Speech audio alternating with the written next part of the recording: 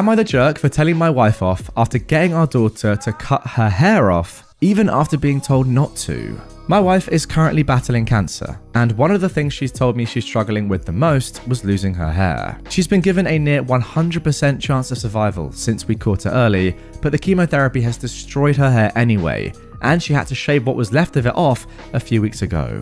Not long after that, she suggested we attempt to get our 17-year-old daughter, Anna, to do so as well. Now, Anna has very long hair that she puts a lot of care into, so I felt it was appropriate to ask her in private if she wanted to or would be willing to do such a thing. She told me that she didn't want to cut her hair, and I figured that that was the end of that. However, yesterday they came home from a girls' shopping trip, something they do every so often, and Anna had a buzzed haircut. That struck me as odd after what she'd said, so after dinner, I talked to her, and she told me that my wife had said she would never forgive Anna if she didn't show her support by buzzing her head. I asked her if she was happy about it, and she said that she wasn't. When I went to bed, I brought it up with my wife, and she said it was Anna's choice to or not. I just told her how I'd see the situation. I told her off, saying she needed to respect Anna's personal choices, and that a 17-year-old girl being against shaving her head wasn't exactly out of the ordinary. However, my wife simply said it was to show support for her. I've been sleeping on the couch since. Yeah, I love my wife, and I understand that she's going through something traumatic. However, her attitude comes off as very manipulative to me, and that's not behavior that I feel I can personally accept. I'm not sure if I can move past this to continue the relationship. So, am I the jerk? Okay, this one a little bit more cut and dry than the last one. I'm really interested to see the comments from that. Nonetheless, this is yeah, obviously just your wife's just done something terrible. Like, fine, going through cancer, obviously pretty bad, but you can't guilt trip your 17-year-old daughter to chop her entire hair off, something that she loves so much. Think about how that's going to affect her in life. I mean, who knows what that effect could have. I don't even necessarily think it matters if she's been given a near 100% chance of survival or whatever. The decision of chopping off your hair has to be down to the person who the hair belongs to, surely. Anna's not even happy with this. I don't want to call it selfish, because look, going through the chemotherapy and having cancer is clearly a terrible thing, and of course you want support in that moment and throughout that period, but it's not ideal, is it? Anyway, OP, you're obviously not the jerk for telling your wife off. Okay, now for our third post. Am I the jerk for telling my brother it's pathetic that he can't do the basics of what his wife did? I love my sister-in-law and brother. They have 2 kids, and my sister-in-law Rachel was a kind of stay-at-home mum. She worked from home part-time, but also took care of the kids and all the chores. I was over multiple times and the house was spotless. Really, I thought she was just extra cleaning when she had guests, but no. When I had my kid, she showed me her schedule. She'd be up at 5 for meal prepping for the whole day. Like, she never stopped, and a lot of her tips helped me with my own home. Now, my brother lost his job, and it was decided that Rachel would go back to work full-time and he would stay at home. The kids are in kindergarten and 1st grade. He has this on easy mode. I've been over to help sometimes since he just sucks at it. The house is always a mess, the kids are usually late to school, he asked me to drive them after the school talked to him, and he doesn't cook. It's just sad. He got in a huge argument with his wife since dinner wasn't done and she had to make it. He was ranting about how it's unfair and that he's trying. I told him it's pathetic that he can't do the basics of what his wife did. He has 8 hours free and he can't keep the house clean. I told him she'll divorce him if he doesn't stop being lazy and figure it out. He left after calling me a jerk, and my mum is now on me for what I said. Yeah, no excuses in my opinion. If you're a stay-at-home parent and the other one's out earning all the money and working super hard, and then especially given the fact that they did all that stuff that you're now supposed to be doing and just got it done, then yeah, no excuses. You got to do the same, simple as that. Now, of course, there's going to be a learning period, an adjustment period when you first switch roles, but you got to get it done. It's going to be hard work, but your wife did it. Why can't you? Oh, actually, I'm just looking at the comments, and this is a great point. She works part-time, said a user here, and did it all. He has no job at all, and he can't do it. I mean, crazy. And also, it's just really, really poor form. If you can't do it in the 8 hours of a day, then your wife has to do it after doing all her work, and then coming back and probably being knackered and expecting to just like chill out. She's then got to do even more work. It's just not fair, and ultimately, this relationship is not going to last very long. if your brother continues on like this. Am I the jerk for calling my daughter's father spineless and his girlfriend creepy over their name choice for their daughter? A little bit of context for you all. I ended up falling pregnant with my 10-year-old daughter during a drunken hookup with a friend in my mid-20s. Not the most glamorous or flattering truth, but it's the truth all the same. When we found out, we decided to keep the child and co-parent while remaining friends. We were never a couple and we didn't want to be one either. 4 years ago, he began to date his long-term girlfriend and they moved in together last year. She fell pregnant and I've been supportive to them both as much as I could be without crossing any lines. I've encouraged my daughter to help out whenever she's staying with them during the pregnancy and to behave. I've also made it clear that I want the children to have a close relationship despite having different mothers. I've even said that if they were comfortable with it, on nights I have my daughter, if they ever want time alone, I'll babysit once they have the baby so my daughter can spend time with her sibling. All in all, I thought everything was great and I was excited for my daughter to have a sibling as she's always wanted one, but I had no interest in having another child. 3 days ago, my friend and his girlfriend had a daughter. They asked me to bring my daughter to the hospital to meet her little sister yesterday alongside others of the family. So I did exactly that. But when they introduced us to the baby, I was shocked. They'd named her using my daughter's name. Wait, what? That is so dumb. I wasn't expecting that. She didn't seem to have any issue with this when she introduced the baby, bold as brass. My friend seemed uncomfortable and wouldn't look at me directly. I asked them what they were playing at which point my friend's father said he'd take my daughter down to the cafeteria to get something to eat and left with her. My friend told me to calm down and not overreact, while his girlfriend told me she didn't see the issue and it was a pretty name. I asked them if they'd named the baby for my daughter, trying to understand the logic here, but his girlfriend said that no, it was just a pretty name she liked. I then asked if they planned to use a nickname or a middle name when addressing her on a daily basis, and her response was that she didn't see a need for that. I told them they were being ridiculous and that they couldn't do this. I then told his girlfriend that I found this frankly creepy and told my friend he was being spineless if he was happy to go along with this. He tried to claim our daughter could use a nickname or something, but I shut that down immediately, asking why it was more reasonable for a girl who has used that name for a decade to shame her name compared to a baby who had no concept of what a name was yet. His girlfriend told me I was being a female dog talking to her like that after she just gave birth, and asked the nurses to remove me, saying I was being disruptive. Maybe my temper is running a little too hot though, and I was too harsh on her when she'd just given birth. It's just so freaking weird. Yeah, it's very weird. No doubt about it. As you can tell from me reading it right there. Just was not expecting that at all. I mean, safe to say, OP, you're obviously not the jerk. And funnily enough, I do agree with you. I do think it's actually more on your daughter's father, your friend, because, I don't know, maybe his girlfriend doesn't have too much of an affiliation or care for you. Who knows? Maybe she's just a bit of a weird person.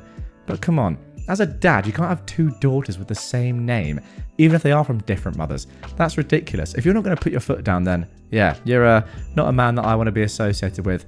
That is for sure. It's very weird, and I can't quite work out why this woman is wanting to do this or why this man is allowing it. Now, continuing on with the stories about names, here is post number 5. Would I be the jerk if I don't change my son's name even though it may cause him to lose an inheritance? I, 24 years old, got pregnant while I was taking a gap year traveling. I met an older guy. Nothing gross. I was 19, he was 23. We had fun. I was working in a bar to make money while I explored his city. When I got pregnant, he lost interest really quickly. I understood, but I am pro-choice, and I chose not to terminate. I went home and had my son. I also made sure to get child support. He could afford it. He did fight it though. I had to prove paternity and everything. Through that, his parents found out. They are well off. They've met my son and they truly do seem to love him.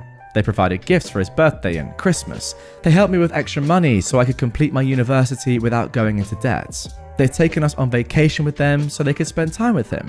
They aren't my biggest fans, but we are cordial to each other. 3 months ago, my son's father passed away. He got drunk at his bachelor party, tripped on the sidewalk and hit his head.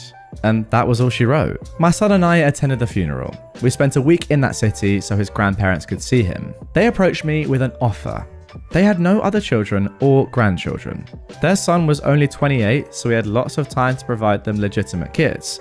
They didn't say this, I'm just assuming. So they never thought about my son's name. But they said that if I changed his surname to theirs legally, they would make him their primary heir. I think this is dumb. He's their only grandchild, and they would deny him an inheritance because of his last name? I said I'd consider it, to be polite, and I've left it at that. I actually have a pretty good life as it is. My family has been very supportive, and because of the whole court thing, my son's father had to have life insurance with him as the beneficiary. Would it be nice for my kid to get a big sum of money? Yes. But do I want him to have the surname of a man who didn't want him, see him, or love him? No. I've been talking to my family about it, and a few of them think that I'm being a jerk for giving up this kind of money for my son. It is generational wealth, and I'm making the decision based on emotion. But I think they're jerks for thinking money is the only thing that matters. I think I'll tell my son's grandparents that they can talk to him about it when he is 16. He'll be old enough to understand the implications, but young enough not to be tied professionally to his last name. You know what? Fair play, OP. I think that last sentence, or that last paragraph, is actually very sensible. Because I'm not going to lie, if I was in this spot, I'd probably just say, no, shut up. What are you doing? I'm not changing my kid's surname just to get a bit more money, even if it is generational. I don't care. Like, life's not all about money. If you are changing your name to get money, there's something just gross about that. However, yeah, I kind of rate what you're saying, you know, let your son decide when he's old enough to make a decision. Who knows, he might have a different opinion, and ultimately, it is down to him. It's his name. I would say that 16 is a little bit too young. It's just risky, isn't it? I guess he could always change it back. I don't really know how that sort of works, but yeah, overall, it just seems kind of, again, gross. Like just, ugh, it makes me feel like, you know, kind of goosebumpy and creepy that you have these weird grandparents that are just like, oh, we need an heir so badly. Change your name, we'll give you all our money. Like, there's something so horrible about that I don't like. So I'd be inclined to say just sack them off. And now for our final post of this episode. Am I the jerk for telling my wife I don't care about her dreams? My wife wants to be an influencer on TikTok and YouTube. She's been creating mummy content and content about her day-to-day life. When she told me this is something she wanted to do, I didn't have a problem with it. I only said that I don't want our children, who are 4 and 2, in any of her content. I didn't monitor her channel as it didn't really seem necessary. I recently had a look because I thought it would be cute to see what she does in her day-to-day life. And I found our children's faces in almost all of her content. I told her she straight up needs to remove all of her content. She said that she knew I wouldn't agree, but she doesn't think it's a big deal. Now, I don't like children content. I feel like a lot of the time, when you see that children make profit, they become less of your kids and more of a product, and your interactions become more performative. And I can see the same thing has happened in her, because she posted a video of her getting our 2-year-old out of a tantrum and how she deals with that.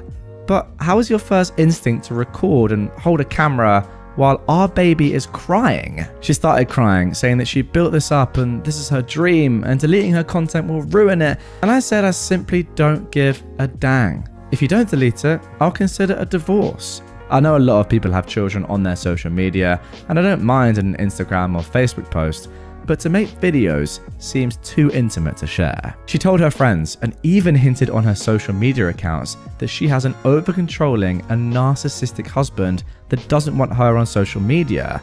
I'm currently being ridiculed by her friends. So, am I being over-controlling or narcissistic? No. Obviously you're not. Need I say more? Need I say more? If you have explicitly said, I don't want our kids on your videos, that's up to you. It's not one of those things where it's like one person does, one person doesn't. I'm sorry, but if one parent doesn't want their kids on videos, I mean, I agree with you. Instagram, Facebook is different. Photos are different. But videos like parenting and kind of like, you know, Ace Family sort of vibe content, then you just can't do it. I'm sorry, you just can't. I mean, let's be honest. What do we think of parents that make profits from their children? Personally, I think it's pretty disgraceful. One of the most disgusting ways to make money. Actually, I would put it as, you know what? I mean, I don't know. It's not awful, is it? Like, there can be some really nice, wholesome content. It's when it gets to the stage which it's got to with your wife, where she is filming first and then actually parenting later. That is when it's actually disgusting. Just again, like the last post, very, very gross behavior. But yeah, do something else with your life, I would say. or just do some more wholesome content, not this is how I deal with my kid when they're in a really bad mood. Oh, I get my phone out first. Pretty poor if you ask me. Am I the jerk for giving my son non-vegan food behind my wife's back? I am 32 and my wife is 33. We've been married for 8 years and have a 12-year-old son together.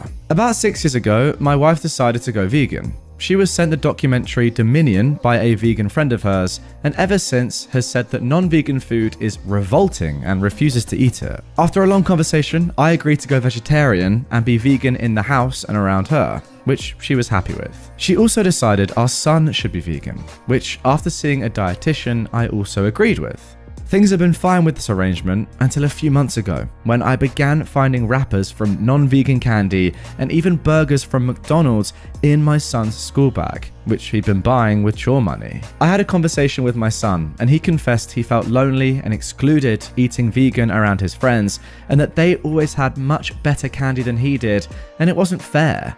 I decided I didn't want him spending his pocket money on snacks and throwing out the vegan snacks that we actually buy him instead of buying games, etc. It just made no sense.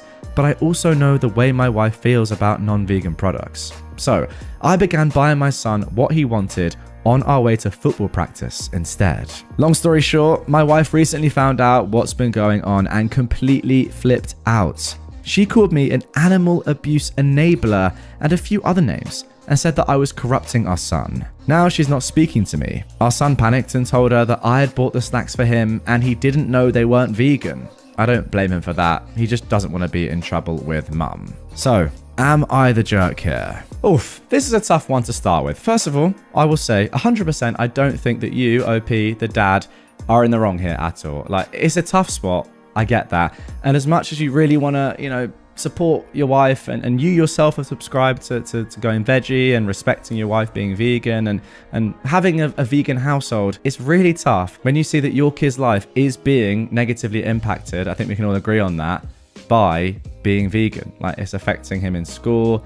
He's having to spend his own money to get food on top of the food he already has. Who knows, it may also be affecting his relationships in school with his classmates.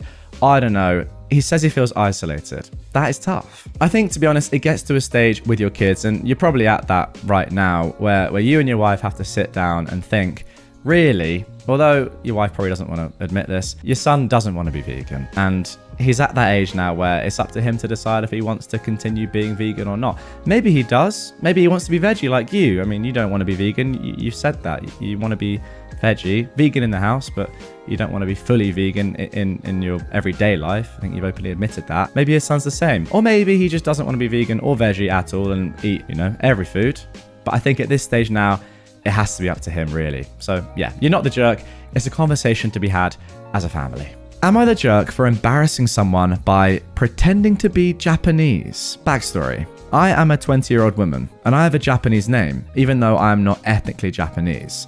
My mum is Korean and my dad is British. They met and fell in love while studying in Japan and had me there after marrying. We lived there until I was 14 before moving to the States. This will be important later. Today, a group of my roommate's friends came over to study with her, and I happened to be in the living room when they arrived. They were introducing themselves to me, and when I said my name, I have a pretty common Japanese girl name, so it's pretty hard to be mistaken about the origin. One of the girls made a disgusted face and laughed at me, saying that was so dumb. She said that she was Japanese American and I was culturally appropriating her country as a white person. I tried to explain that I lived in Japan for a while, and that was why. But she kept insisting I was lying and that if I was telling the truth, I'd be able to speak the language.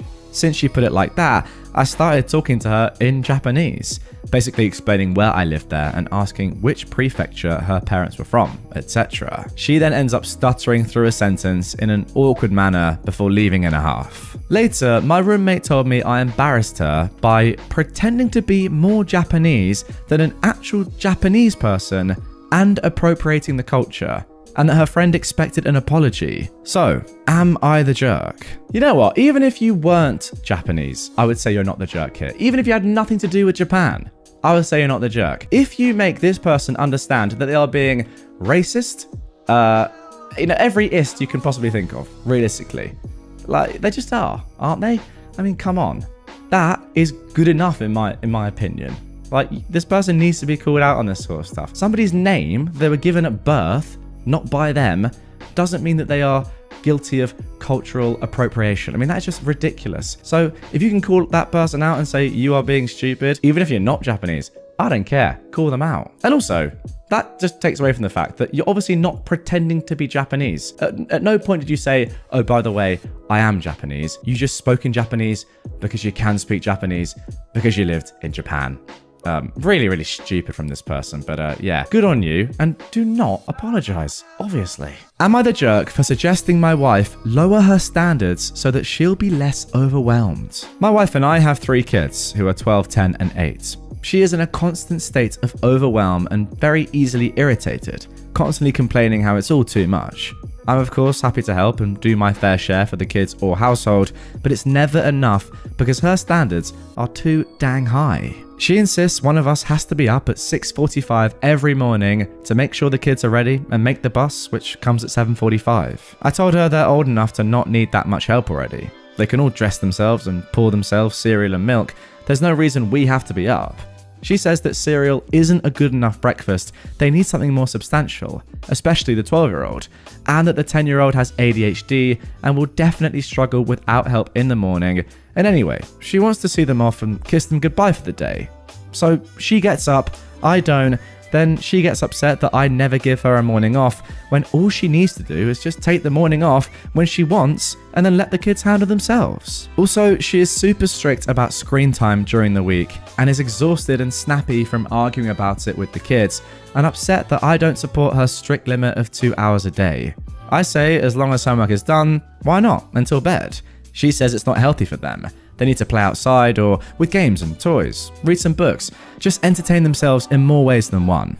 I agree they should enjoy other things, but I don't see why we have to make such a rigid limit. She also likes to get out on weekends and do stuff like zoos, museums, etc. But then she complains about the planning for the outing and how grouchy the youngest gets by the end of it.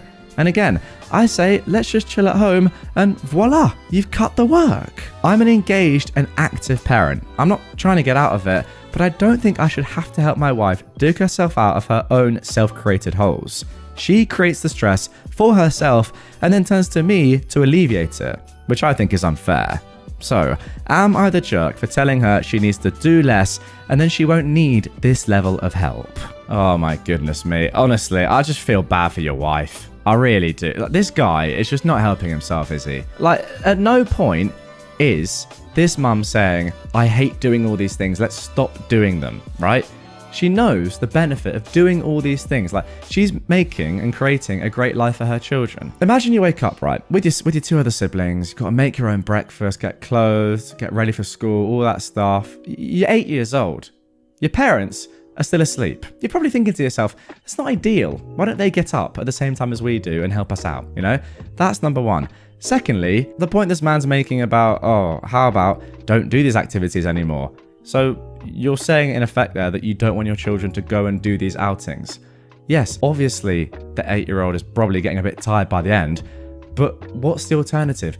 You sit inside all day on the weekend and just do nothing? I think that would probably be worse. I mean, you think of a good childhood. Do you think of going to the zoo and doing all these fun activities with your parents? Yeah, you might get a bit tired by the end of the day, but you don't remember that. Or do you think of staying inside? No, that doesn't sound fun to me. Let's be honest. Like, what this bloke is really saying is stupid. Let's all chill at home every day, all the time, and you've cut the work. No, being a parent is hard work. That's kind of what you sign up for. Trust me, I'd know, right? As a dad of 0 kids, I would know that. But seriously, parents down below, you get what I'm saying, right? Give me a comment, you know, back me up on this one. Parents have to work hard to make their children's lives fun and, you know, easier. That's the job of a parent. Let's be completely real. So to say, let's just stay in bed until our kids go to school, let's just do nothing on the weekends, is a total load of rubbish. I mean, you said at the end, I'm an engaged and active parent. You don't sound that to me, my friend. I'm going to be completely honest with you. You don't sound that engaged, and you definitely don't sound active. You do, though, sound like a bit of a jerk. Sorry to say it, but that's how I feel. Am I the jerk for going on vacation without my husband? My husband and I planned a week vacation to New Orleans in the US. We, but mostly I, have been planning this for months. Back in March, I told him that I would plan most of it, where to go and what to do. All he has to do was make sure he had the week off and buy the plane tickets. I spent the last few months researching what to do. I booked the hotel room, made reservations at places we wanted to try. I made a list of all the sites I wanted to see. Every few weeks, I would check in with my husband to see if he'd asked off and bought the tickets yet. He would say he was waiting for the plane ticket prices to go down. 3 weeks ago, I reminded him once again, and he said he'd got off of work for the days, but had forgotten to get the tickets. He looked online, and the tickets were close to $1,500 each. He said he was going to wait some more to see if they go down. Last week, I asked if he'd bought them yet, and he said no. We looked again, and the prices were still high.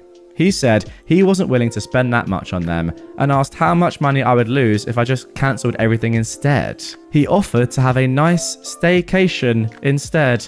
What a great alternative. I told him I wasn't willing to cancel everything because I spent so much time planning it. We argued and we didn't come to a conclusion. I wound up buying just one ticket for myself. And when I flew out on Saturday, I told him I was still going, and he acted all surprised that I didn't want to stay home with him. I am in New Orleans now, and he's blowing up my phone, saying that I'm a jerk for still going without him. He was trying to get a ticket to come too, but I told him if he came, he's getting his own hotel room because this is now my vacation away from him. Am I the jerk? Oh my god, maybe this is the same husband from the last post. I mean, Jesus Christ, this is ridiculous. What an idiot. Like, obviously you're not the jerk. It's just what a clown. Everybody knows, by the way, that unless you get really, really lucky with some last minute prices to undesirable locations, plane tickets are pretty much always cheaper the further out from the date you are. It's just like a common fact. Yeah, I know there's times and there are deals when it's not the case, but the majority of the cases, that is the truth. So I don't really know what your husband was thinking there. Was he really after some last minute deal that was gonna save him probably like $10, $20 per ticket on what he would have got if he just paid for the tickets when you asked him the first time? No, he's just being lazy. That is the honest truth. And he's also not respecting the amount of time and effort that you spent into doing all the work for a probably really nice vacation. He's a clown, and absolutely enjoy the holiday on your own. Am I the jerk for telling my sister it's her fault her son is being bullied? My sister, who is 33 years old, has two sons, Bracken, who is 13, and Neville, who's 11. My husband and I went to a basket raffle at our local library this past weekend with my sister, Bracken, Neville, Bracken's girlfriend, and my sister's husband. This raffle is held every year and has many local businesses and organizations donate baskets to help raise funds for the library. There are all sorts of baskets, from free messages to gift cards to sports jerseys and so much more. Bracken got some tickets for all of the sports related ones. He plays baseball and has done this every year, and he's been pretty successful in the past. Bracken then went around with his girlfriend. I was hanging out with my husband, sister, and rest of the family while looking at the baskets when Bracken and his girlfriend came back to us. Shortly after this, while still looking at the baskets, we saw some sciencey baskets with projects and books for kids and adults. This type of stuff is what Neville likes. It was going fine until, in that section, they had a few baskets that were aimed at girls in science/STEM. When Neville saw the baskets, he called them stupid and started making some pretty awful comments about how girls are too dumb for science and that's why they needed special baskets. He made some more comments, like, "This is why robotics club is all boys." My husband and I just dismissed it, but we could see a few people giving us looks. And Bracken made a comment telling his brother Neville to shut his mouth. The raffle happened. Bracken won a lot, the rest of us didn't. On the car ride home, my hubby and I were asking each other where Neville could have learned that language, and we were stumped. Last night, I got a call from my sister, and she seemed stressed. She was telling me about how horrible Neville's first month of middle school was. She was telling me he was being targeted and bullied. I asked her to explain what happened, and she was just crying. I asked if she could give the phone to someone else. She gave it to Bracken, who told us that she wasn't telling the truth. He said that the kids were mocking Neville for what he'd said at the raffle. Bracken admitted that he had told his friends about it, who then spread it around to the 6th graders. Some of the kids in Neville's grade were calling him creepy and weird, and were doing it to his friends as well, who defended his comments. My sister quickly grabbed the phone from him after. After she calmed down, she asked me what to do. I told her that this was on her and her fault for not correcting Neville's behaviour. She said that she didn't know why he said it and said that she can't just take away his phone or friends when I mentioned both as a possible source. She just doubled down and said she needed to teach Bracken and his friends not to gossip. I told her she was being ridiculous and hung up. She tried calling back, I didn't pick up, then I got angry texts. So, am I the jerk? Yeah, look, I completely agree. You're definitely not being the jerk here, and it is definitely on your sister to teach her sons to not say stuff like that, not believe stupid, archaic things like this. I mean, I think we can all agree on that. What she's saying at the end there, in saying that she needed to teach her other son and his friends not to gossip, that is absolute trash. If anything, Bracken is helping her out here. He's definitely helping Neville out. I mean, he's calling him out on his sexist remarks. That's what you want a brother to do.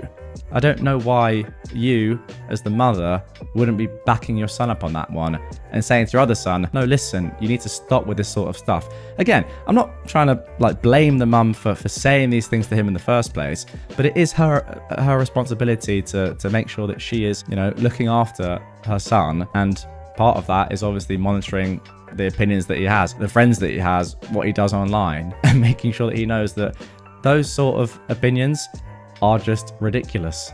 Don't have them. Oh wow, just looking at a comment here. I thought this was going to be about bullying because she named her son Bracken. I mean, it's completely irrelevant to the post entirely, but yeah, fair enough. Any Brackens out there? Get in the comments. Big respect to you and your name. Am I the jerk for shutting down a girl's attempt to diagnose me with an eating disorder? I lost my left leg when I was very young from a hospital-acquired infection. I have a prosthetic leg which I use for walking and another one for running and exercise. When I was on my parents' health insurance growing up, I got refitted regularly as I grew up. Now I'm too old to be on my parents' insurance, and while my company's insurance is considered very good, getting a new leg or getting adjustments for body weight changes is still expensive. I expect to be paying a fortune if I get pregnant. So I try my best to stay the same weight, and if I gain some weight, I can immediately feel it becoming less comfortable to walk. Anyway, a friend's girlfriend and I were talking, and she began remarking on how I'm not eating much. We were out to dinner, and I was just having a soup and salad, and everyone else was having baby back ribs. I stolen a few off my boyfriend's plate, but generally I was trying to eat light. I said I was trying to lose a few pounds, and she immediately assured me that I was beautiful the way I was, and I didn't need to lose weight. I told her, I know, but losing weight helps me with my mobility. She then began diagnosing me with an eating disorder, saying I must have a delusion, I was very heavy and having issues walking. I was fuming. She sounded super condescending, and I blurted out that she had no business talking down to me about my weight, even if it was to tell me not to change it.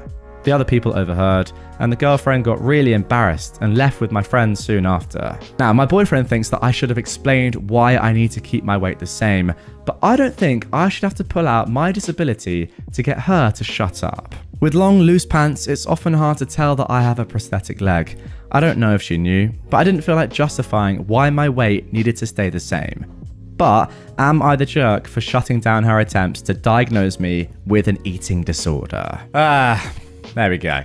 Pretty stupid one to end, to be honest. Why is this person commenting on you? I just don't understand. You're obviously right, and again, obviously not the jerk here. You do not have to tell anybody ever about your disability or explain it to them if you don't want to. Yes, I concede that it might have helped her to understand why you were doing what you were doing, but also she has no right to even ask in the first place or even question it in the first place or comment on it. That is the truth. So it's completely up to you if you want to do that. It's also not up to your boyfriend to suggest that. It's up to you. It's your body at the end of the day. Now, with that being said, I do actually think if I was in this position, mate, who knows, right? This woman could have had so many questions over the years about, oh, why are you eating this? Oh, you got a prosthetic leg, etc., etc. What happened? So she's probably sick of it. She is probably sick of it.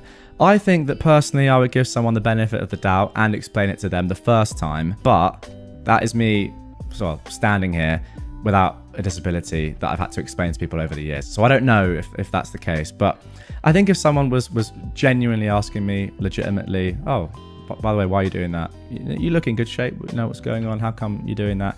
Then you can actually explain to them, oh no, it's not really because I'm out of shape. I just have to stay in this shape. Otherwise I'll get extremely uncomfortable.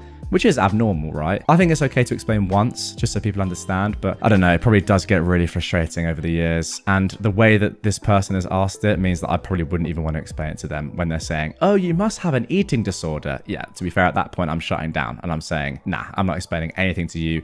You don't deserve any sort of explanation. Am I the jerk for begging my girlfriend to uphold a sexist tradition just so she can make a good first impression? I have a big family that's incredibly close. We have big family dinners every few months where we all meet at my great-grandfather's estate and eat together. Typically how this works is that the women cook for the time they're there and the men don't, which I'm fully aware is sexist as hell. That being said, I am one of the youngest people in my family and my protests mean literally nothing. Some of these women choose not to cook. However, this is usually met with a level of ostracizing. The women who don't cook are lives and long-term girlfriends, so they kind of already have a good family relationship doctored in. When I've seen new partners not cook, it's gone bad.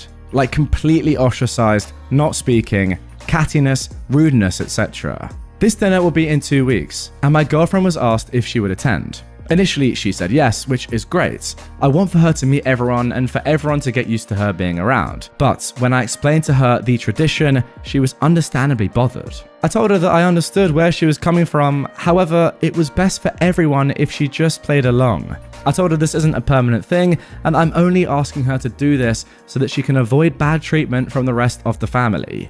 This is her first impression, and I don't think it's best if we cause waves. She told me that it's unacceptable and that if she has to do that, she won't be going. I've tried to find a compromise with her on this, but she won't budge and she's angry at me. She told me that if I think it's acceptable to make her do this, I'm just as bad as everyone else. While my point is that she needs to make a good first impression. So, am I the jerk? Listen, traditions aside, this one is very, very simple in my opinion. Unfortunately, you're being the jerk here, OP. The fact that you know yourself that you're in the wrong, surely that's enough to think, hang on a second, do I really want to do this? Or is it time for me to be the first one to stand up against this very, very archaic and ultimately very backwards tradition that my family is still running with in the 21st century? I mean, that alone is embarrassing. And the fact that you don't have the balls to stand up for yourself and your girlfriend is even more embarrassing. Sorry, but I think that's the case. What about your family making a first good impression on her rather than the other way around? Surely it's a two-way street, right? She's checking out your family and seeing if that's compatible for her in the same way that they're meeting her for the first time. I think it works both ways, and ultimately, this is just sexist. Am I the jerk for leaving my husband at home while I spend the week at my brother's because of how he buys groceries? I've been in a committed relationship with my husband for 17 years, and overall, things have been great. We've had a few rough patches, but what's important to note is that while he earns more than me and is considered the main provider, I have a substantial trust fund that ensures we're financially stable. I work part-time as a teacher while attending university, earning less than him, and most of my income goes towards tuition. Our household income exceeds $200,000 annually, while the average in our area is below $50,000. One ongoing issue we have is my husband's frugality. He likes to control my spending and have the final say on how he uses his earnings. It's worth mentioning that I've never used any of his income, and I have no intention of doing so. However, the main point of contention between us is his frequent visits to food banks. Despite having more than enough food at home, he insists on going to food banks to save money. He intentionally looks disheveled and uses our beat-up car to blend in, even though he's never experienced food scarcity. I've explained to him the need for food donations in our community, even showing him social media posts from local food banks, but he remains indifferent. I suggested he volunteer or donate to gain first-hand experience, but he refuses. The unfortunate part is that since we're never short on food, most of what he brings home ends up getting thrown away. Today, I discovered our fridge filled with fresh produce and meat that clearly didn't come from our regular grocery store. When I confronted him, he admitted to going to a food bank after seeing a Facebook post about a donation of fresh food. People on social media were already asking if any was left, and there wasn't. I showed him these comments, but he brushed them off, claiming people should have gone earlier. Exhausted by the situation, I packed a bag and went to stay with my brother for the weekend, asking for space to think things over. My husband accuses me of overreacting, being vindictive, and threatens to go back to the food banks regardless of my feelings. His family is also messaging me, calling me a jerk, and urging me to stop interfering with his choices. I turned off my phone, but now they're bombarding my brother with messages. Thankfully, he supports my decision and ignores them. All I want is to enjoy the rest of my week without being angry at my husband. Yes, I could let this go and not scold him, but the food he takes could have gone to people who truly need it. I'm not leaving my husband, but I need a few days to gain some clarity. Am I wrong for wanting this space? Okay, this is absolutely ridiculous. I mean, it's clear. OP, you're not the jerk. The fact that your household income is 200k combined, and you say you have a trust fund as well, but you're going, well, sorry, not you, but your family, I guess, is utilizing food banks is actually disgusting. Food banks, I don't even need to go into what a food bank is or why it's there or who needs it and what using it when you don't need to. The ramifications that could have. They're just very, very obvious. Your husband is just a terrible person. I'm sorry. There's frugality, which is one thing. And I agree, sometimes you can be too frugal. Often I think that I can be myself. But there's also just downright, I don't know, ultimately stealing. And that is what your husband is doing. So yeah, on the one hand, maybe it's sometimes a good thing to be careful with money. But if you're taking food from people who can't afford it, then that's just ridiculous. Am I the jerk for posting videos of my niece and nephew misbehaving in response to my sister's complaints that I did not want them at my birthday dinner? My sister Angel claims to use hands-off parenting with my niece Sophia and nephew Parker. In actuality, Angel is entirely permissive and refuses to discipline them. She expects other adults to step in when Sophia and Parker's behavior is getting out of hand. For this reason, I asked Angel to get a babysitter for Sophia and Parker if she wanted to attend my 27th birthday. I love Sophia and Parker as their aunts. And at the same time, I want a peaceful evening to celebrate my birthday instead of dealing with Sophia and Parker's behavior, because I know Angel isn't going to discipline them herself. Angel acted understanding when I made this request and explained my reasons to her in person, but then she went online and made a Facebook post accusing me of hating Sophia and Parker and trying to punish Angel by only inviting our sister Jessica's kid, Megan, to my birthday dinner. Never mind that Megan is 17 and practically an adult herself. Several of our relatives and mutual acquaintances called me out and said that I was a jerk and was excluding a 10 and 7-year-old. I responded to Angel's post by sharing 2 videos of Sophia and Parker misbehaving while Angel did nothing. The first video was a recording taken by Megan, where Sophia and Parker were throwing tantrums and yelling at her. Megan was trying to calm Sophia and Parker down, while Angel was on her tablet ignoring the situation. The other video was one that Angel took. Sophia and Parker were yelling, throwing toys at each other, and Parker even called his sister a bad word. Angel was laughing as if it were funny, and was again doing nothing to discipline Sophia or Parker. I wrote alongside the videos that I love Sophia and Parker as their aunts, but at the same time, I want a peaceful evening to celebrate my birthday. And I don't want to be stuck disciplining Sophia and Parker because clearly Angel won't. Angel ended up not coming to my birthday at all. My parents told me that I was in the wrong for sharing those videos because everyone's children has acted up and posting those videos didn't accomplish anything besides embarrassing Angel. They also said I could have compromised by having a nobody under 18 rule for my birthday dinner. Megan would not be able to attend, but then Sophia and Parker wouldn't feel excluded. But I do not see how that would be fair to myself or Megan. So, am I the jerk for wanting to make compromises for my birthday dinner? Okay, definitely not the jerk here, OP. Actually, the way you went about this was brilliant. If you're being called out online by someone when it's completely just not factual, then you're well within your rights to do exactly what you did in this situation. The thing that I like about it is that you didn't just get really annoyed, which to be honest, I reckon I would have done, and just posted the videos and left it at that and said, no, this is the reality. You actually came with a little bit of, kindness and said, look, I do love you guys.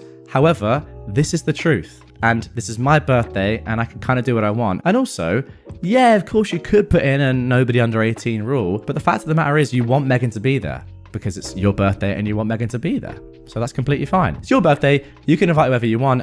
And yeah, for my 27th, I don't really want a 10 and a 7-year-old who are very poorly behaved to be there either. Makes sense. Am I the jerk for lashing out at my family for calling my fiance my second wife? Years ago, I was married to a close friend. We were roommates, adopted a dog together, and lived together since college until our mid-late 20s, married at 24 and 25.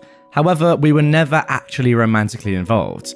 She wasn't interested in marriage and also questioning her sexuality at the time, but her family was ultra traditional and messy for many other reasons and kept pushing her to settle down. I'd just gotten out of a rough long-term relationship and we kind of both just said, screw it. We basically were kind of living like a married couple. Let's get married for the convenience. So we did the paperwork for it, but we never had a wedding. We were also never romantically involved.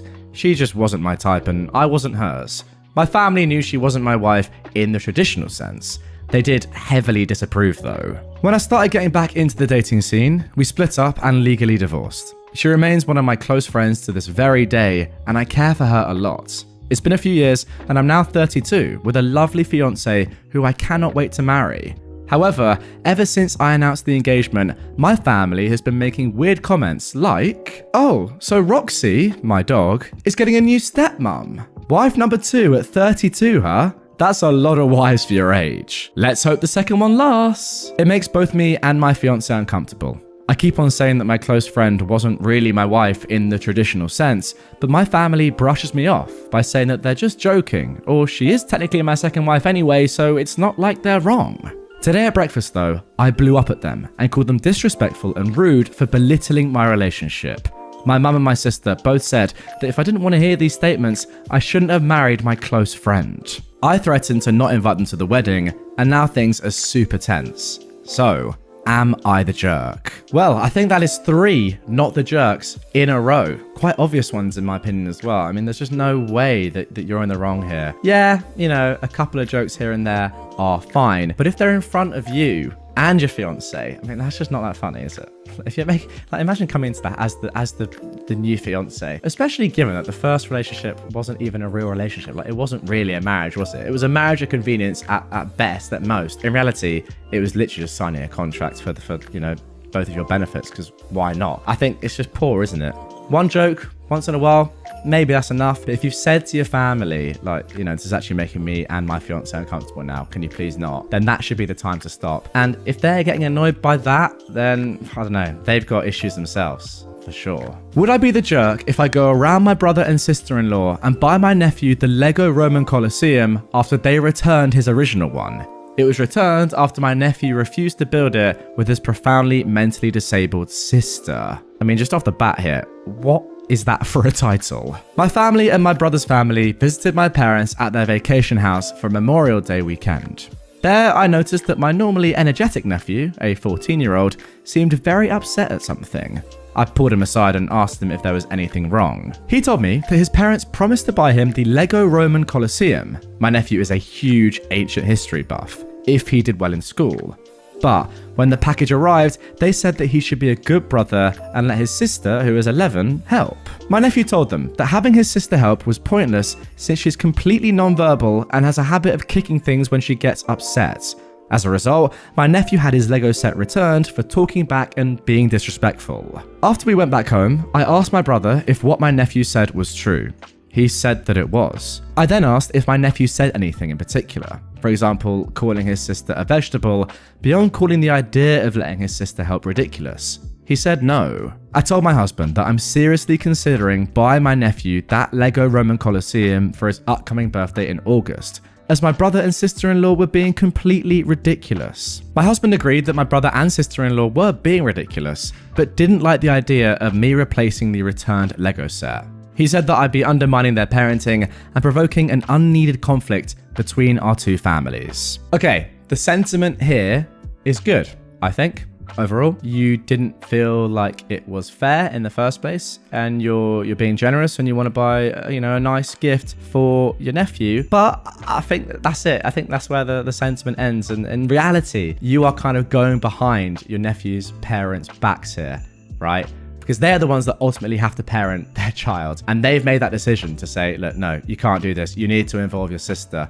And if you're then undermining them and saying secretly, no, you can have it. First of all, that's going to completely screw with your nephew's mind. Second of all, it's just completely going behind your own siblings' backs, which is a terrible thing to do. And thirdly, it's just weird, isn't it? Like, at the very least, you'd ask and say, I know this happened before. Can I get this for him? You know, is there a lesson there? But doing it secretly is just very, very strange. And yeah, I mean, ultimately, wouldn't any good parent say, especially when you have a mentally disabled sister, yes, let her do it with you. I mean, surely that's just the fairest way of doing it, right? I mean, I'm not trying to parent here, but I'm just saying you got to let the parents parent whatever they want to do. And yeah, definitely don't do it without asking. Am I the jerk for prioritizing my daughter's school performance over her emotional well-being after her mother's death? I am a 39-year-old man, and I feel conflicted about a recent decision I made regarding my teenage daughter, who is 16, following the death of her mother.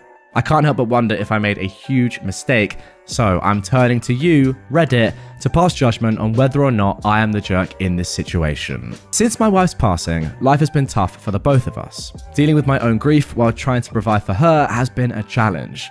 My daughter has been extremely distraught, and I can see how much she's struggling emotionally. However, when she asked me for time off from school to process her grief, I ended up prioritizing her academic performance instead. I'll admit, I've always been a stickler for education, and my daughter is a bright student who excels in her studies, particularly maths and science, which are very important, and I wouldn't want to jeopardize that. When she approached me, I couldn't help but think about how it would impact her grades and future prospects. I was concerned that missing school would lead to a drop in her academic performance and potentially hinder her chances of getting into a good college. So instead of allowing her to take some time off, I suggested that she continue attending school and told her that I believe that maintaining a routine and focusing on her education would provide stability and keep her on track. Apparently, my daughter was devastated by my decision. She accused me of not caring about her feelings and prioritizing her school performance over her emotional well-being.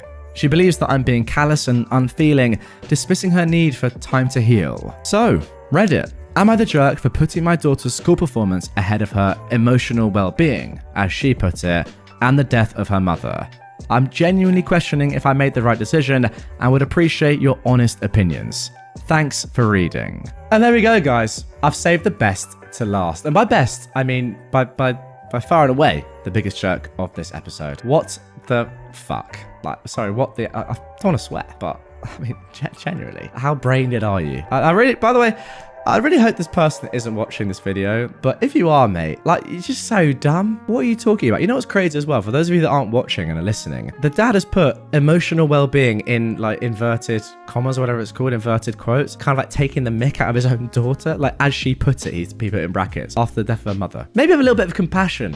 I don't know, maybe say, yeah, don't just go straight back to school if you don't feel like it, because your mum's just died. These are the facts. Now, I do get his overarching point that perhaps routine is good in a mortifying time like this. However, given the circumstances and saying that your daughter actually saying to you, look, I really need some time off here, you can't then say, no, you're going to school every single day. And also, by the way, science and maths are important. Yeah, I mean, so's the fact that your mum's dead. How about that? And also, you don't seem to even care that much that your own wife said. I'm not going to like tell you how to grieve, but you know, you need to show a little bit of empathy for your daughter whose mum has literally just passed away. You absolute clown. Am I the jerk for taking up 2 seats on a bus? I ride the bus because I can't afford a car, insurance, gas, etc. I'm a 19-year-old woman and I live in the US, for context. A couple of days ago, I was on a bus that wasn't that busy. Not empty, but there were multiple unused seats and no one had to stand. I'd just gone shopping and had heavy bags that were hard to carry and hardly fit in front of my legs. So I sat in one seat and placed my bags on the seat next to me, essentially taking up 2 seats on my own. Since it wasn't crowded when I got on, I didn't see an issue. And like I said, the bags were super heavy and they hurt to carry, so I wanted to set them down. The bus ride was kind of long, and as it went on, more and more people got on the bus. It eventually got pretty crowded to the point where some people had to stand up. I didn't ever move my bag or offer the seat to someone. In my experience, most people don't want to sit next to strangers anyway, and a lot of the time, people will end up standing instead of sitting in an empty seat next to someone they don't know. Also, no one said anything to me. At the last stop, ended at the bus station where pretty much everyone was getting off, someone passive-aggressively told me, "You could have moved your bag and not been inconsiderate and rude. Everyone wants to sit, not just you," or something along those lines. I didn't really respond because I didn't know what to say. The person who said that never asked me to move my stuff, and if they did, I probably would have. So I don't understand how I was being rude. They could have asked during the ride instead of insulting me after it was already done. Buses are also generally first come first serve, so I think my behavior was normal. Am I the jerk? Wow, starting off an episode with someone that is just 100% a jerk. I mean, it's not even a conversation. It's not even a debate. You don't have to be asked to do something to be kind enough to do it. The given thing when you're sitting there is literally the done thing. You'd be stupid not to. If you're using 2 seats and people are having to stand, then you give up one of the seats. It's just a fact. You can put the shopping elsewhere. You said that, you didn't have loads of space, but you make it work. You don't want to make people stand. That is awful. Also, it's not on other people to ask you if they can sit there. You should be expected to do that. It's just a nice thing to do. I do that all the time, by the way. If there's 2 seats and I've got a bag, I'll put my bag on the seat. That's completely fine. But as soon as it's getting a little bit busier and you know that people are looking for seats and people are having to stand, I mean, it shouldn't even get to that point. You move your bag. You offer the seat, obviously. I don't actually understand how someone can write this and think that that's even up for discussion. What a start to the episode. Am I the jerk for splashing women with water at the pool? I am a 31-year-old woman and swimming is my hobby and how I keep healthy. My favorite swimming pool is the local university pool. As a graduate, I have access, but they also have community hours when people from the town can pay and swim. It doesn't do lane swimming, but typically everyone knows to stay away from those doing laps. I was doing laps at the far end with the pool wall on my side, so I couldn't move even if I wanted to. I was mid-session when 2 women my age jumped right in front of me and just stood there by the wall on the shallow end. I couldn't stop in time and I pushed from the wall between them, forcing them to move aside. I was being more careful next lap, but they just kept standing there. There was plenty of space on the other side of the pool where they could stand and chat without bothering anyone, but they chose to stand right in front of me. So I continued swimming, pushing from the wall. If they refused to move, I just turned in water, making sure to make a big splash. I took a break to drink some water, and one of them started screaming at me how I got her hair all wet. I told her it's her fault and just continued swimming. She waited for me in the changing rooms and went on about how I was inconsiderate and I ruined her hair. I told her to F off. She started going off at me and started screaming, calling me a jerk and a female dog. I grabbed my stuff and went to one of the cubicles to have a shower and change. When I was leaving, they were talking to the manager. One of them was crying about her hair. I told my sister and she thinks that I was the jerk here, but I didn't think so before. But now, with my sister agreeing, I worried that I might have been. So, am I the jerk? Guys, before I give my comments here, OP has added some updates. First of all, just to add, OP was the only person when the woman came in. They had the whole pool to stand. They chose to purposefully stand in front of me without swimming at all. Second, the pool is 25 meters long and you swim lengthwise from deep to shallow end and back. They had the whole shallow end wall free except for the meter or so I was using for kicking off. I didn't take the whole shallow end. Who would do laps there, except for kids? Also, while there's no designated lap lanes, lap swimming isn't forbidden. Typically, during open swim, 75% of swimmers do lap swimming. They weren't older ladies, they are about my age, in their early 30s. And finally, I didn't leave the pool to grab water. I had water on the edge along with my other stuff for drills or my earplugs, etc. This is perfectly normal and acceptable. Okay, you're definitely not the jerk here. I have no idea what these women are doing. They've gone for a swim and then they're annoyed that their hair's got wet. Like, at a public pool. What did you expect to happen? If you're gonna do that and you don't want your hair to get wet, first of all, probably not the best idea to go to a public pool. Second of all, don't go near the people that are swimming, like actively swimming and doing lengths. And thirdly, just wear a swim cap. Obviously, again. I would say that you could have perhaps asked them the first time, taken 30 seconds just to say, by the way, ladies, I'm doing some lengths. Would you mind moving to another part of the pool? But then again, it is kind of obvious that you're doing lengths. And if the rest of the pool is open for them, including the majority of the shallow end, to sit and chat and do whatever they want and not get in your way, then that's kind of on them for not doing that. And they really can't complain that much. Am I the jerk for not being upset that my friend's dog could die because of me? I was hosting a big garden party at the weekend. I invited my entire friend group plus their partners. Now, one of my friends takes her dog everywhere. I told her no pets were allowed. Although it was a garden party, we were in and out of my home and I have 4 cats. My cats do not like dogs and neither do I. Anyway, my friend showed up with her dog. I told her that her dog was not welcome in my home or garden and I asked her to please take her dog home or elsewhere. Now, I thought my friend left. I went inside to sort some things out. I went into my garden about 15 minutes later and my friend was standing there in my garden talking to our friends. She doesn't live that close, so I was confused. I went to ask her how she got back so quickly. She told me she just popped in and was going since her dog isn't welcome. I asked her then where her dog is, and she shrugged her shoulders and said he was around. I went looking and found him at the bottom of the garden, eating my crops and making a mess. I was angry and told my friend to get her dog off my property. A few hours later, she called me asking me what her dog ate. I had no clue. My gardener plants and attends everything, and I told her I didn't know, but I told her he'd made a huge mess, dug things up, and clearly eaten things. She shouted at me that her dog is sick and that I need to find out what the dog ate. I told her I had no idea, but I texted my gardener to ask, but it was really her problem. I did send the text, but my gardener didn't answer. My friend then called again, wanting to know what her dog ate, but I told her I still didn't know. She told me I obviously don't care if her dog dies and called me a jerk. Now I still don't know what her dog ate, but apparently he is very sick and might die.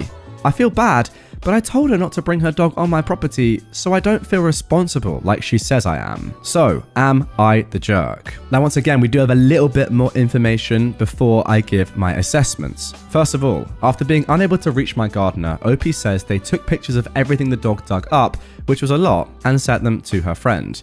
But OP has no idea what the dog ate and what it just dug up, and for all I know, what it ate isn't even pictured because the whole section is a mess.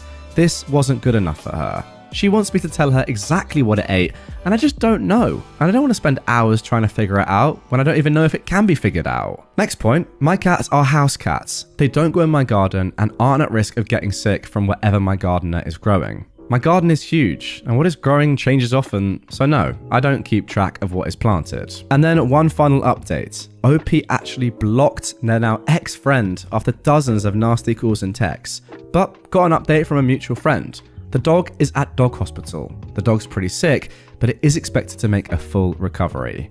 I managed to contact my gardener eventually. It looks like the dog ate some potatoes or something. A lot was destroyed, so even my gardener isn't 100% sure what was eaten, but he thinks that maybe the pesticides were the problem. All the info from my gardener was passed to my ex-friend. Oh, and finally, my ex-friend has seen this post and is very angry about it. Everyone say hi to Suzanne. Suzanne, if you're watching, first of all, really hope you're enjoying the content, and especially that last story. And second of all, subscribe and follow for more, because loads more stories about jerks like you coming right up. Speaking of which, you are a jerk. I know that's tough to hear, but don't click off. I need the retention. Thanks. I'll explain to you why in a hopefully a kind, considerate way. You're stupid. Is that enough? Are you still watching? Okay, well, look, I'll be honest. You've been told specifically not to bring your dog onto private property, and you've done so. That's all I need to say. Look, from OP's perspective, maybe you could be a little bit more, I don't know, sorry that this happened. But again, I do agree with you. What are you supposed to do? Say, oh my gosh, that's so my fault that my gardener sprays pesticides on my plants in a house that I've told you not to come into with your dog. You can be sorry that the dog is sick and could have died. Obviously, it's good to hear that the dog is fine or getting better anyway and is not going to die. And I think that you were, to be fair. At not one point did you say, oh yeah, I'm happy that your dog got ill. However, to go beyond that and take the blame and be guilt and like feel guilty, nah, I don't think so. If anything, the owner should take the blame, surely, and feel guilty. Maybe they do, and maybe they're just kind of putting that onto you, passing the buck to make themselves feel better about themselves. But yeah, nonetheless, your dog is your business, right? And if you've been told not to take it into a place and you still do, then what happens in that place, you kind of have to be responsible for. Am I the jerk for telling my wife that she needs to get over being upset with me for pulling a scare prank on our son? Last Friday night, I, a 37-year-old man, was hanging out with my daughter, who is 10, watching a movie. My wife was working late while our 9-year-old son was hanging out with his friend. At around 8 p.m, his friend's mum texted me letting me know that she was driving him home. I thanked her and then let my daughter know that her brother was on his way. She then suggested that we play a prank on him in which we jump out and scare him. I thought it would be a funny practical joke. And long story short, she and I ended up putting on scary Halloween masks, dimming the lights, and hiding behind a couch. I then texted his friend's mum and told her that his sister and I were watching a movie and to send him to the family room downstairs when he got home. He got home and came in. We heard him come in and say, hello, and then come down the stairs. When he got close, we jumped out at him and shouted. Now, here is where I fully admit I messed up. I thought he'd just be startled for a second and then would laugh with us over the prank. But that's not what happened. We ended up frightening him way more than I'd anticipated. He first started running off and then ended up having a huge, trembling, crying adrenaline dump for a long time. I felt really bad, and so did his sister. His mother came home not long after and ended up sitting with him, hugging and comforting him. Naturally, she wasn't amused by my antics, which I understand because, again, I screwed up. However, she has stayed mad at me for all these days afterwards. She'll barely talk to me. I eventually got tired of it and told her that she needed to get over it. I screwed up, but I didn't mean any harm. I just really underestimated how much our prank would scare our son.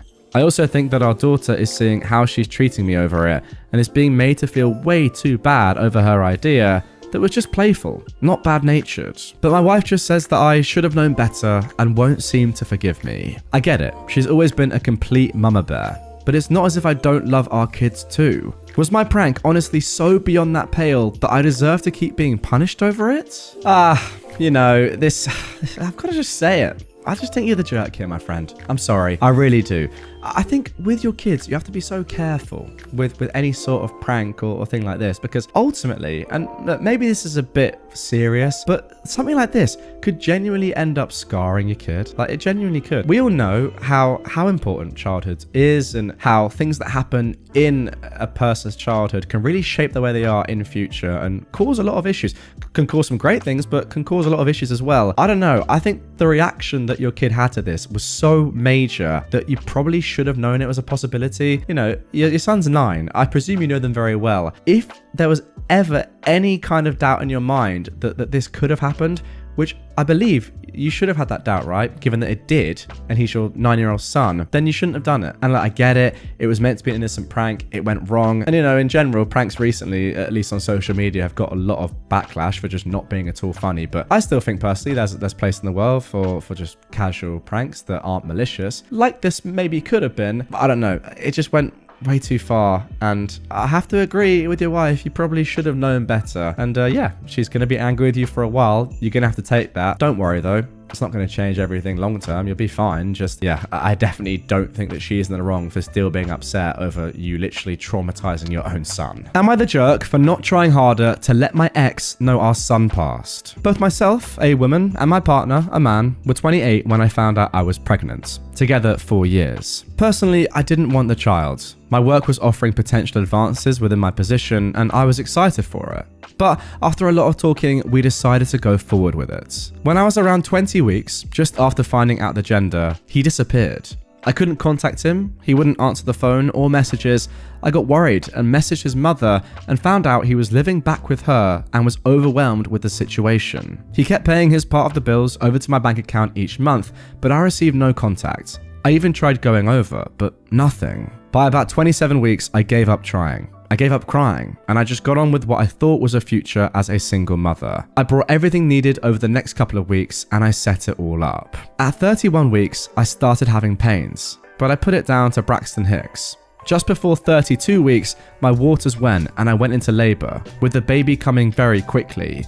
He went straight to NICU. I messaged and rang my ex and his mother, but no response. Less than a week later, my son passed due to complications of early birth. I again tried to contact my ex and his mother. I left voicemails and messages, but nothing. The next few weeks were a blur, but with the help of my mother and father, his funeral was arranged. They tried to contact my ex and his mother also, but still nothing.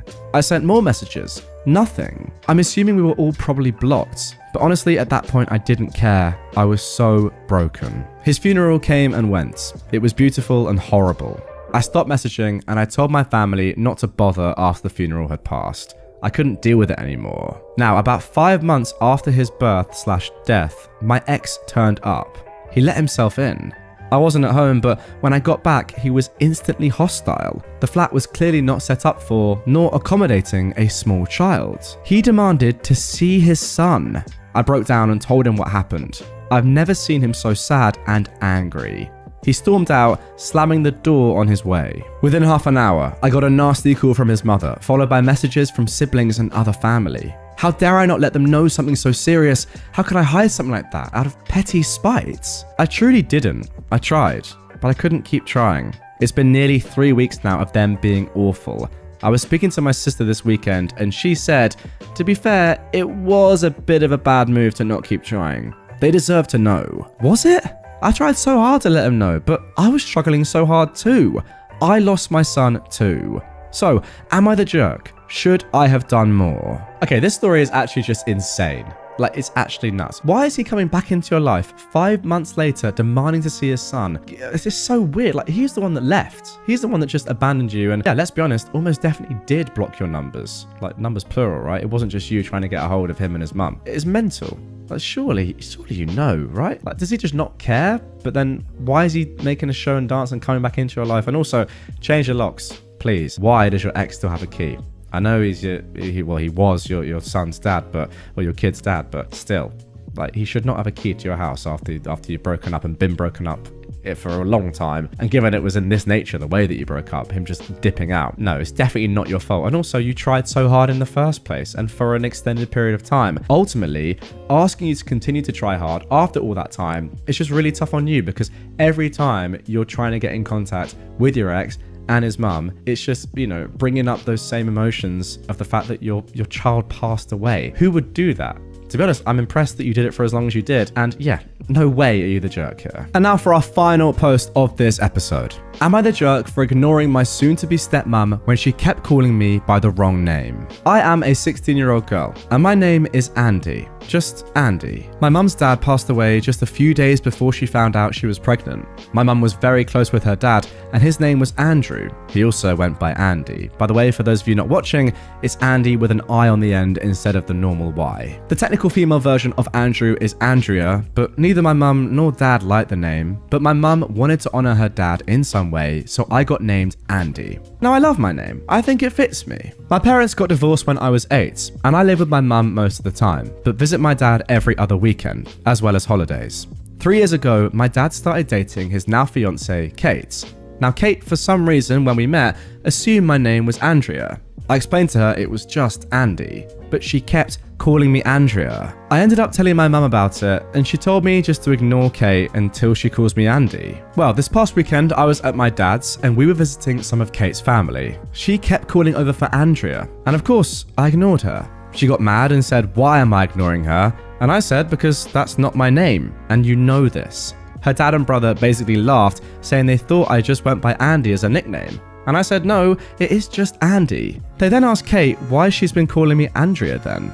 Well, Kate later got mad, calling me a brat for embarrassing her. She went on to say I knew who she was talking about and that I should have just gone with her. But I was being a jerk. I honestly kind of feel like in that instance, I should have just answered to Andrea, but I don't know. Was I the jerk here? And there we go. I've left the dumbest one till the end. Obviously, OP, you're not the jerk. How hard is it to get someone's name right?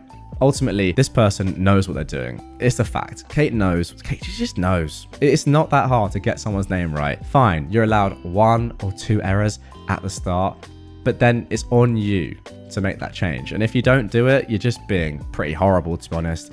Rude and just very ignorant. Andy is a very normal name. I mean, who cares if it's normally a guy's name or not? Like, any name, it's not that hard to learn, is it? And yeah, you're just being rude by not calling her actual name, OP that is. And then also, like, having that reaction is mental. Obviously, I'm going to ignore you. You're not calling me by my name. Imagine if someone just called you something that just wasn't your name and you were expected to respond to that. No, I'm just not going to do that.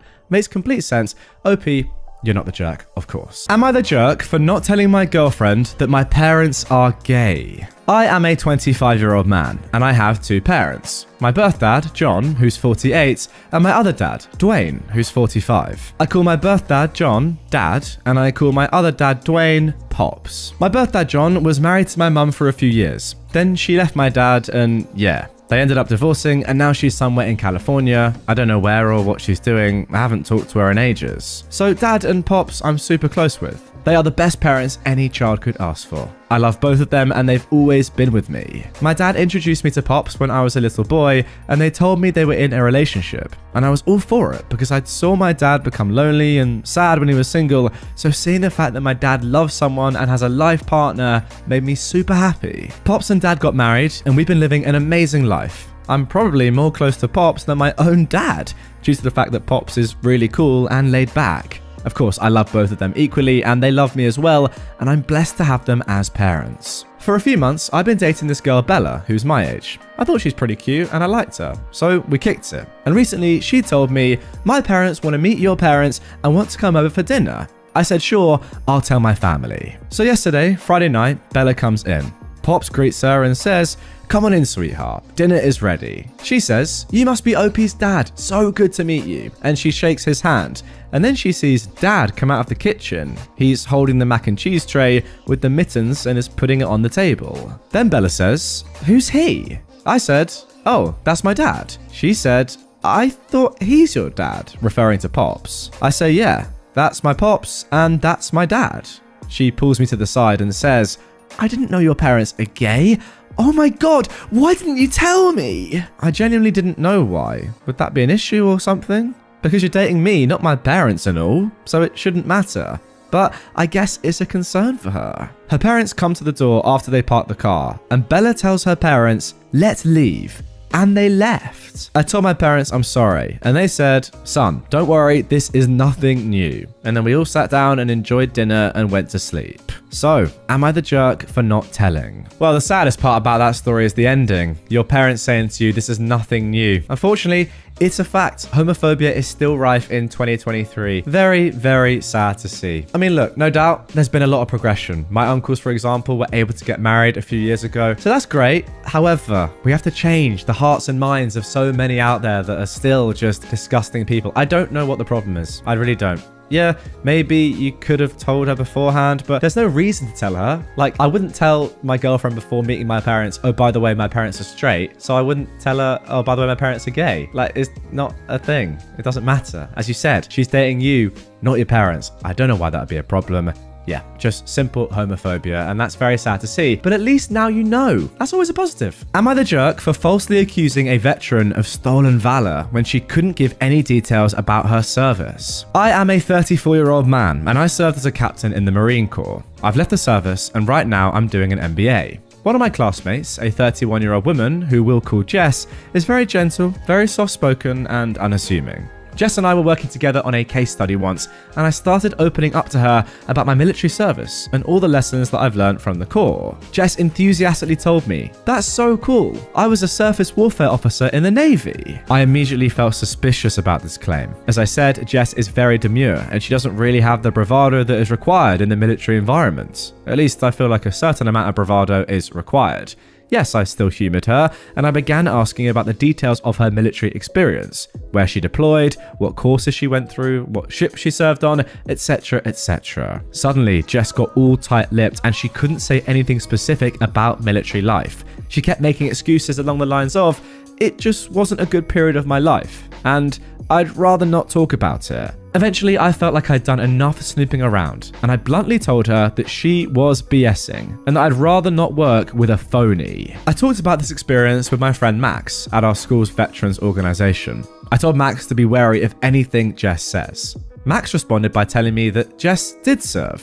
He's seen her paperwork and ID and everything, and that in fact, one of her MBA recommendation letters was written by a retired Rear Admiral who held Jess in high regard. Whoops. The next time I met Jess, before our class started, I tried to act chummy towards her and make up for accusing her of being a liar. She laughed in my face and told me to pan sound poorly. And for those of you who don't know, yes, she was being derisive here. So, am I the jerk? Yeah, this is just making me cringe horrifically. It's just so embarrassing. I can just like see this in my mind. I can hear OP's tone of voice saying, yeah, you're not military. I am, by the way, just gloating horrifically and trying to catch someone out when there's just no need to. It's just like, it's giving absolute jealousy vibes here, and just, you know, arrogance and trying to make your ego feel amazing and just, you know, feeling good about yourself for no real reason, putting other people down. I don't see the point. Why does she have to prove to you that she was in the military? She doesn't. Can't you yourself just be happy that you were in the military and be proud of what you did, and that can be that, and not just like be really cynical about someone else? It's just embarrassing. And yeah, saying pound sand poorly, take it, you know, you deserve it. I'm sorry. If anything, she should have gone harder than that. I'm sorry. It's quite embarrassing from your perspective that you are undermining someone who's put, you know, their country first and spent all those years in the Navy, for you just to say, yeah, I don't believe you. I'm calling BS. And you're downright wrong. Embarrassing, arrogance personified. You are the jerk. Yeah, I've just read this comment right here. You're the jerk, and I'm guessing being a veteran is 90% of your personality. I'm sure he works it into every conversation possible. Exactly. Am I the jerk for telling my girlfriend that I told her so after one of her male friends tried to get with her? My girlfriend and I have been together for about a year now. My girlfriend has more than a few guy friends, and I'm not one of those guys that thinks men and women can't be friends. However, with two of these guys, it's very clear that they want more than just friendship with her. Like, clear as day, to the point where I don't get how she doesn't see it. If I can notice just by the weird energy they try to exude when I'm present, she should be able to get it too, right? Wrong. Anytime I pointed this out, she gets upset with me. She tells me that I'm being jealous and reading into things that aren't there. I argue back that I'm just letting her know, and as a guy, I can probably tell much better than she can, since women tend to be a little slow regarding things like this. So, 2 nights ago, she was hanging out with her friends and this guy was present. From what she told me, they were all drinking and he said some things that implied he'd want to be with her. She was made uncomfortable by this and the night ended shortly after. Fast forward to yesterday morning. She got a series of texts apologizing for what he said, but then backpedaling and saying he would treat her so much better than me and that she's wasting her time with me. She of course said no and was upset with him. After she told me, I just read the text and simply said, "Wow, who could have seen this coming?" a bit sarcastically. This set her off and she got mad. She said that I was being such a huge jerk to her and she had no way of seeing this coming. She's been angry at me since. So, am I the jerk? Okay then, interesting one here. I actually don't think you're in the wrong here for the overall context of what happened. You know, what you said did happen and you saw it coming a mile away and yeah, you were right. So I don't think you're necessarily the full jerk. What I will say is that the way you went about this was very jerk-like. I mean, first of all, saying that women are a little slow on things like this is just sexist, not gonna lie. And then gloating in her face, your girlfriend's face after the fact, when she has clearly been in an uncomfortable position and actually didn't see this going on. It's not the right thing to do. Surely you be supportive there and you say, yes, you know, of course you saw this coming, but you're still gonna be there for your girlfriend and at least, you know, be nice, not just say, oh yeah, what a shock. Like, who's that going to help? It's funny because Redditors have said on Reddit here that you definitely are the jerk. And I don't completely agree because I think if you're in that position yourself, it can also be uncomfortable. And sometimes it's nice to be justified with your opinion by things like this happening. But I would say that there's no need to get all cocky about it. You're still in a relationship with this woman. You don't want to be a jerk to her. Am I the jerk for labeling all the bottles in the house because my adult children are idiots? I have 2 of my children living with me. One has graduated from college and the other is a junior. I have to purchase medicated shampoo because of a scalp condition. It's by prescription and it's expensive. It also comes in packaging that is meant to be stored upright, not on its side, and definitely not upside down. My daughter has her hair products in the shower and I do not touch them. My son also keeps his Axe body wash, shampoo, conditioner, women repellent in the shower. I also do not touch it since I have zero desire to smell like a high school locker room. I keep my shampoo in there as well since it's my house and I can keep my stuff wherever I want. For some reason, the 2 of them cannot understand that not all packaging is meant to be upside down. They've already wasted an entire bottle of my shampoo by storing it upside down after they touched it for some reason. It all dripped out the spout, which it's not engineered for. I talked to both of them and I explained that they should not touch my stuff and that if they accidentally tip over my shampoo, it was meant to be stored with the lid at the top. I came home last week to find my shampoo leaking out of the bottle again, upside down. So I ordered 500 stickers that say this side up with an arrow pointing upwards when the words are upright, and I put them on everything in the house that might leak, with my shampoo being literally covered in them. They had friends over last weekend, and they noticed that the relish, ketchup, mustard, mayonnaise, etc.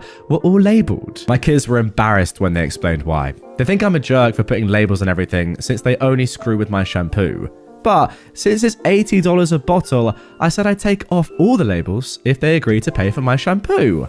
Thus far, they have declined. I mean, this is just brilliant. Yes, it's very petty. Yes, it's patronizing, but I think it's completely fair, especially when you're paying $80. I mean, that is a sizable amount of money for a prescription for medicine, right? And it's getting ruined by your children.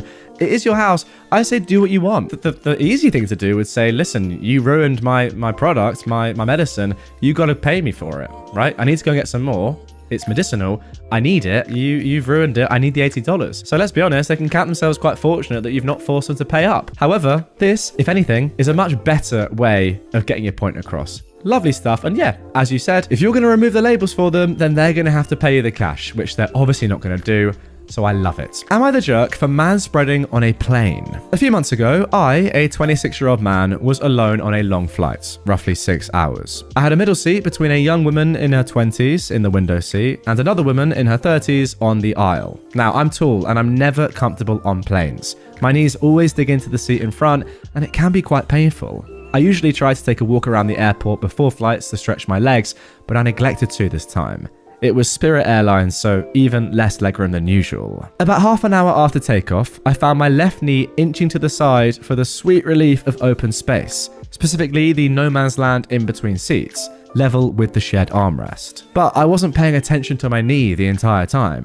I'll concede it's possible that at some point I was occupying space that rightfully belonged to my window seat neighbour. All was well for roughly 2 hours. But at this point, the woman in the window seat called over the flight attendant. She asked her something like, "Could you tell him to keep his frickin' leg in his own frickin' seat?"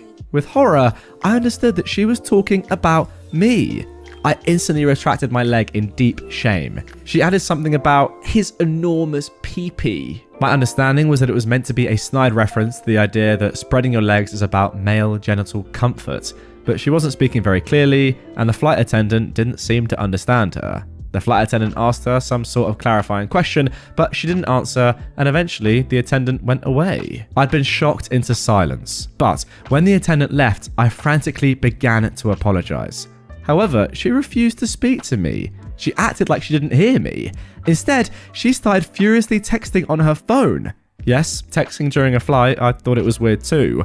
Our seat woman said she had some extra space on her side that I could use, but then promptly went to sleep. Oh well. I tried again to apologize to window seat woman, but again, she ignored me. I went from embarrassed to confused. I kept replaying it in my head, wondering why she didn't simply ask me to move my knee instead of calling over the attendant. I started sneaking peeks at her phone. My defense is that I was baffled by her behavior and wanted answers. I'll admit that I was being judgmental too. But here's why. She spent the last 3 hours of the flight watching TikToks about shaming obese people and texting someone she called Pappy. I didn't see all of it, but a significant portion was definitely about me. She wrote, "Men really do be too much sometimes," with a laughing emoji. She ignored me the whole rest of the flight, and I ignored her. I got a good but painful workout of whatever muscle it is that keeps your knees together. See, this is honestly a tough one. I don't know. Look, I actually don't know what I think about this. Realistically, this bloke shouldn't be doing this, right? I hold my hands up. If you know you're tall and you know you're going to have problem in a middle seat, it's a tough one.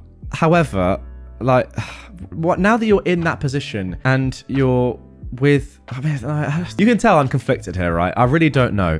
If I put myself in that spot, I'm quite tall. I'm not that tall. I'm 6 foot. If I put myself in that spot, yeah, and I didn't book the middle seat, I just booked a flight. Yeah, I'm not super tall, but I can be a little bit uncomfortable in small seats. I don't want to spend extra money for something that I may not necessarily need. And I've got unlucky and I'm in the middle seat and I'm with 2 women and I see that there's a little bit more space that I can get at. Am I really going to not use it? I don't know.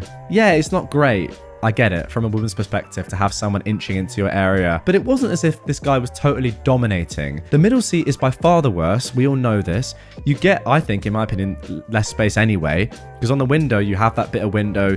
Your knee can go down the side of the seat in front. You don't get that in the middle. And on the aisle, you can stretch out a little bit into the aisle as well if you really want to. The middle, you just don't get that. However, I do think that this guy could have done this, could have gone about this differently. He could have asked beforehand. I don't know what he was doing by snooping on someone's phone. I mean, that is just pure wrong. I don't know though. Like, if it was such a big issue, wouldn't the flight attendant have said, yeah, we need to change this or something like that, instead of just saying, oh, it's fine, leave it? I don't know. Like, this is one where I really think that you guys need to come in the comments and let me know, because it's a tough one. It really, really is.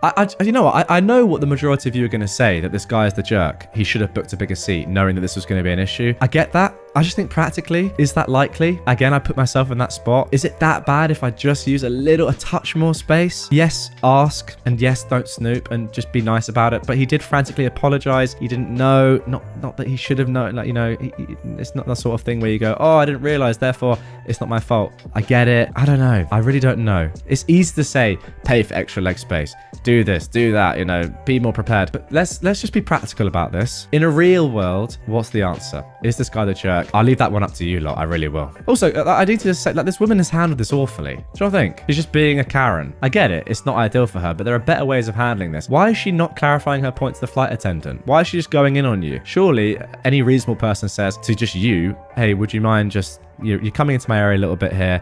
I know you're taller, I know I'm smaller, but we pay for the same amount of space. That would be completely reasonable. And then if OP doesn't do that, then you say, okay, I'm gonna have to get the flight attendant because I'm not getting my money's worth here. But she didn't do that as well, which, I don't know. It makes it a little bit more debatable for me. But yes, as I said, get in the comments. Let's carry on. Am I the jerk for refusing to take my girlfriend to nice places because she eats like a kid? My girlfriend is an incredibly picky eater. Like I said in my title, she eats like she's 10 years old. In fact, I'll give a short list of things that she refuses to eat. Unflavored water, fish, excluding fried shrimp, anything with bones, cheese other than sharp cheddar, spinach, onions, garlic, pasta without red sauce, eggs, spicy food, aioli, ketchup, potatoes other than French fries, pastries with fruit, citrus, sausage, or any non-American food. This compares to me, someone who grew up in multiple different regions of the US and lived abroad for a few years, so I'm a bit more adventurous when it comes to food. Whenever me and my girlfriend go out somewhere nice, she ends up getting the same meals, usually either a burger or chicken tenders and fries. We could be going to an authentic Nepalese restaurant and she'll get the French fries and white rice. To me, it's kind of embarrassing to go to a restaurant where there's a dress code and for her to order chicken tenders and fries. It especially bothers me that since I typically pay, I end up paying $15 for chicken tenders that I could get from the freezer section at Walmart for $5. Recently in our area, a very nice dinner place opened up and my girlfriend has been dying to go. I took a look at the place and the menu and saw that it looked nice, but the food was kind of pricey. She said she was probably going to get chicken tenders, as per usual. I asked her what's the point of going then if I can toss some tenders in the air fryer for her and not spend a ridiculous amount of money on it. She asked why I had an attitude about this, and I told her that I thought it was a waste of time and money to go to a nice place to get little kids' food. She interpreted this as me calling her a little kid. I clarified that I wasn't calling her a child, however, it is kind of childish for her to eat the way she does. I also said that if she's gonna order food we can make at home, there's not any point in us going anywhere. This led to an argument about me thinking I'm better than her. So, am I the jerk? Okay, I'm not gonna lie guys, I'm being tested here today. This is another really controversial one that I think is super close and it could go either way. Right, let's go through this from the beginning. First of all, is it a shame that your girlfriend is an incredibly picky eater when you are not? I would say yes. And I would also say that as someone like you who clearly enjoys their food, experiencing different cuisines, has done so throughout their lives, it's a bit of a deep question, but are you really that compatible with someone that eats chicken tenders every time you go out? I'm not entirely sure. I feel like that's quite a big thing.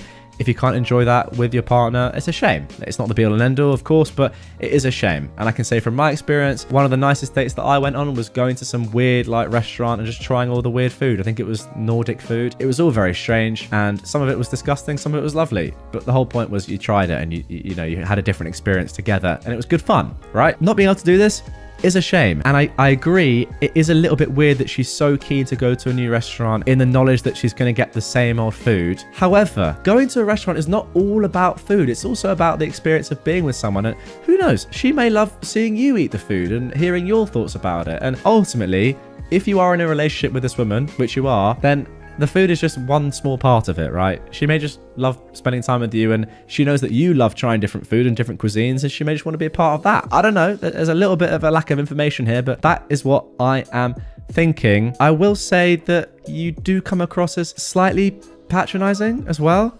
I don't think it's the worst thing for someone just to be super picky. Obviously it's not ideal, and of course in an ideal world you would be able to experience these things with her, but is it the end of the world that she's gonna have chicken every time?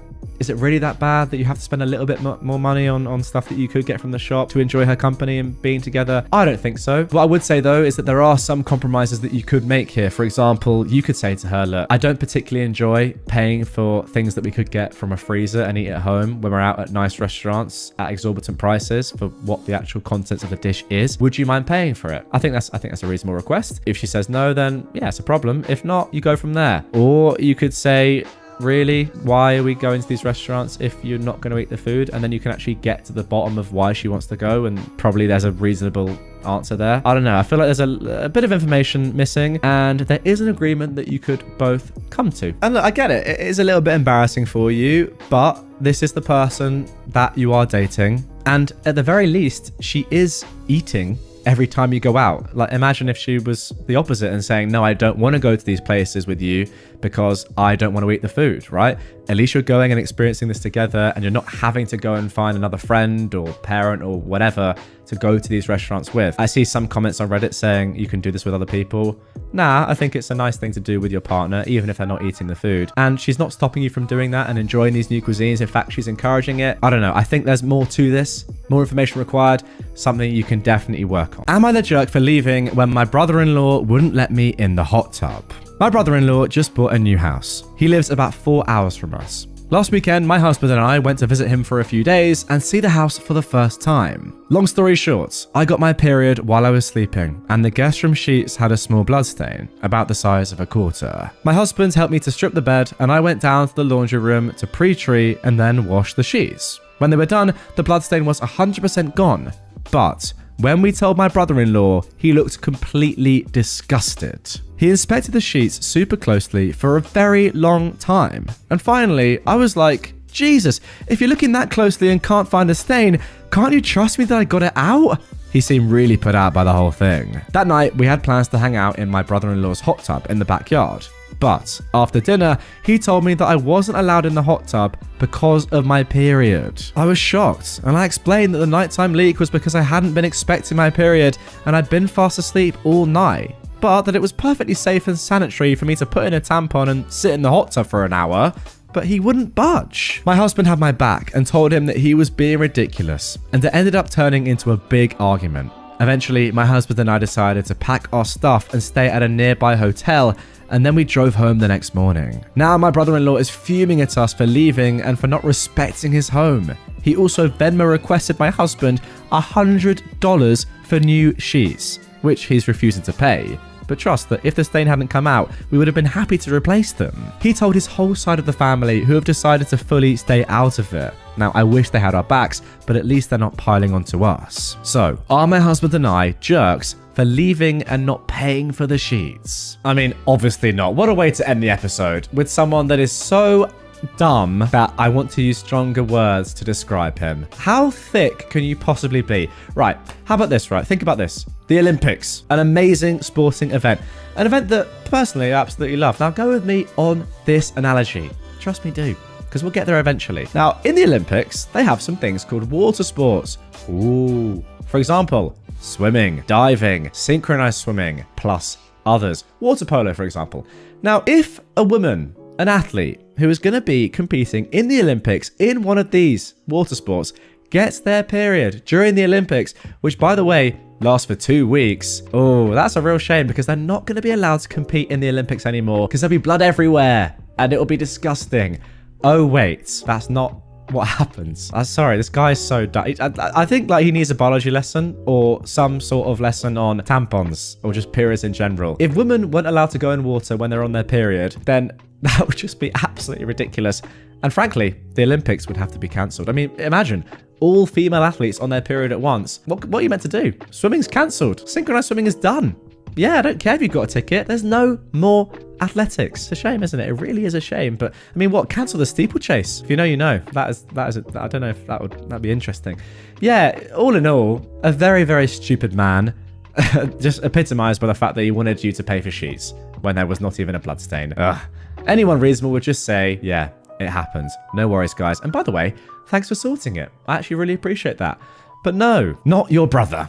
What an idiot. Am I the jerk for stealing my cat? So I, a 21-year-old woman, have a beautiful brown cat, Midge. She's still a baby and is 10 months old. I found her outside of my work when she was about 2 to 3 months old, and I immediately fell in love with her. We've had the best time together, and her being my first pet since moving out makes me even happier. My cousin, Tanya, who is 15, visits me a lot since we live in the same city and I enjoy having her. She also really likes cats, but since her father is allergic, they don't have any at home. She really loves coming over to see Midge, and I'm glad to be able to provide her with Midge's presence. School recently started, and before I go back to full-time student, I've been having to work almost 45 hours a week to afford my lifestyle for the next couple of months. Since I was busy, I let her have the responsibility of taking care of Midge, such as feeding her, cleaning her litter box, etc. It was going really well. Now, one time I didn't have the chance to take Tanya home since I was going to be at work, so I gave her my spare key to lock up and I scheduled an Uber to take her to her house. When I came home 8 hours later, Midge was gone. I called Tanya and she swore that Midge was home when she left. But after a couple of hours, my brother called asking when I gave Midge to Tanya. I was confused, and he sent me a screenshot of Tanya kissing Midge on her Instagram story. I knew then that she'd blocked me from being able to see her and was shocked that she would do this to me, as well as lie to me. I had a spare key to their house and I went right over and took Midge back when they weren't home. When I got home, Tanya called screaming at me over the phone, telling me I broke into their house and stole her property. I laughed and I asked how Midge was hers. She told me since she took care of her, she deserved her since I wasn't home, and she had to save Midge. Her parents were also pretty upset since I did go into their home without permission, and they told me that I didn't deserve Midge from what Tanya told them. They told me they decided my uncle is going to take allergy medication and so that Midge can stay there and I needed to give her back. Of course, I said no. Tanya ended up calling my mum, lying to her that I abuse Midge. My mum called angry, asking me how I could do this to Midge, and if I don't give her to Tanya and her family, she will disown me? Tanya texted me this weekend, saying that if I apologize, she might forgive me. Her parents have been texting me all weekend that they're going to press charges since I did go into their home, and they're going to take Midge. I just don't know what to do. I love Midge so much, and my mum gave my aunt and uncle permission to go to my apartment and take her. I know this because Tanya texted me this. I'm assuming to scare me. And I am scared. I'm so scared that one of these days I'm going to come home and Midge is going to be gone again. My brother and dad think I'm a jerk since I did go into their home without permission and I acted out without trying to solve it maturely. So, am I the jerk for stealing my own cats? Now guys, good news. There is actually an update to this r/am-I-the-jerk post. But first of all, I want to give my opinion, and there is no way that you're in the wrong here. Now, funnily enough, I have a story myself which is quite comparable. My dad, back in the day, had his bike stolen, right? A tough thing. Not as bad as a cat, of course, but a tough story nonetheless. However, he was walking about in the local streets of wherever he lived, and he saw it in the front garden of a house. It was unmistakably his. So what did he do? Well, he jumped the fence, got the bike, and left. Now, is that stealing is my question. It's his own bike that was stolen from him, and he then technically stole it back from someone else's property. Is that illegal? I don't think it is. And let's bring it back to this example. If you're stealing an animal that is yours, then it's not stealing, is it? It was stolen from you, you're just getting it back. One, it's not stealing, and two, it's definitely not immoral. In fact, it's the right thing to do. You're just rehousing your pets. Actually, before we jump into the update, which was posted just a few days later, first of all, some edits. OP has said they called and left a voicemail to their landlord, giving a brief explanation of the situation. OP is upset since they asked for him to change the locks, but the landlord refused.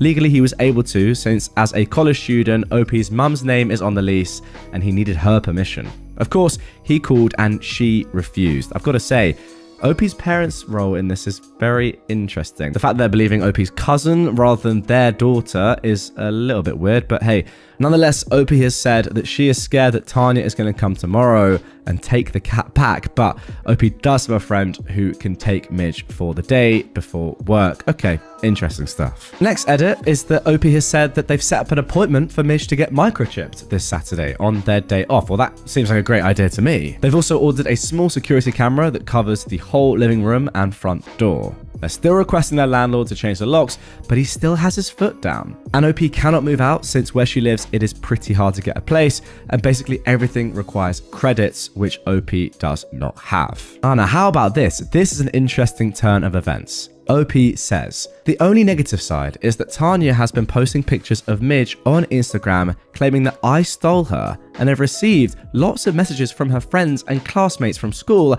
trying to cancel and dox me. Now, that I don't really care about. Now, Tanya's parents have called me, giving me a second chance to reconsider before they press charges, which I highly doubt they would actually do. In regards to my mum, we're not talking, and I don't want to go no contact with her since I love my mum very much. I'm sure after all of this resolves, we're going to have a mature conversation about how she acted and what was wrong. Now, here we go. Let's get into the updates. I took a lot of people's advice and I got Midge microchip yesterday. As well, I had a conversation with my mum that we resolved together. My landlord still refuses to change my logs. But despite all of this, today, this morning, Midge was taken. I called my aunt and uncle and they just laughed and told me, try. We can hire a good lawyer. I called the police and I explained the situation, showing proof that I had ownership of Midge. When we went to my relative's house, police asked for her back, but of course, they refused.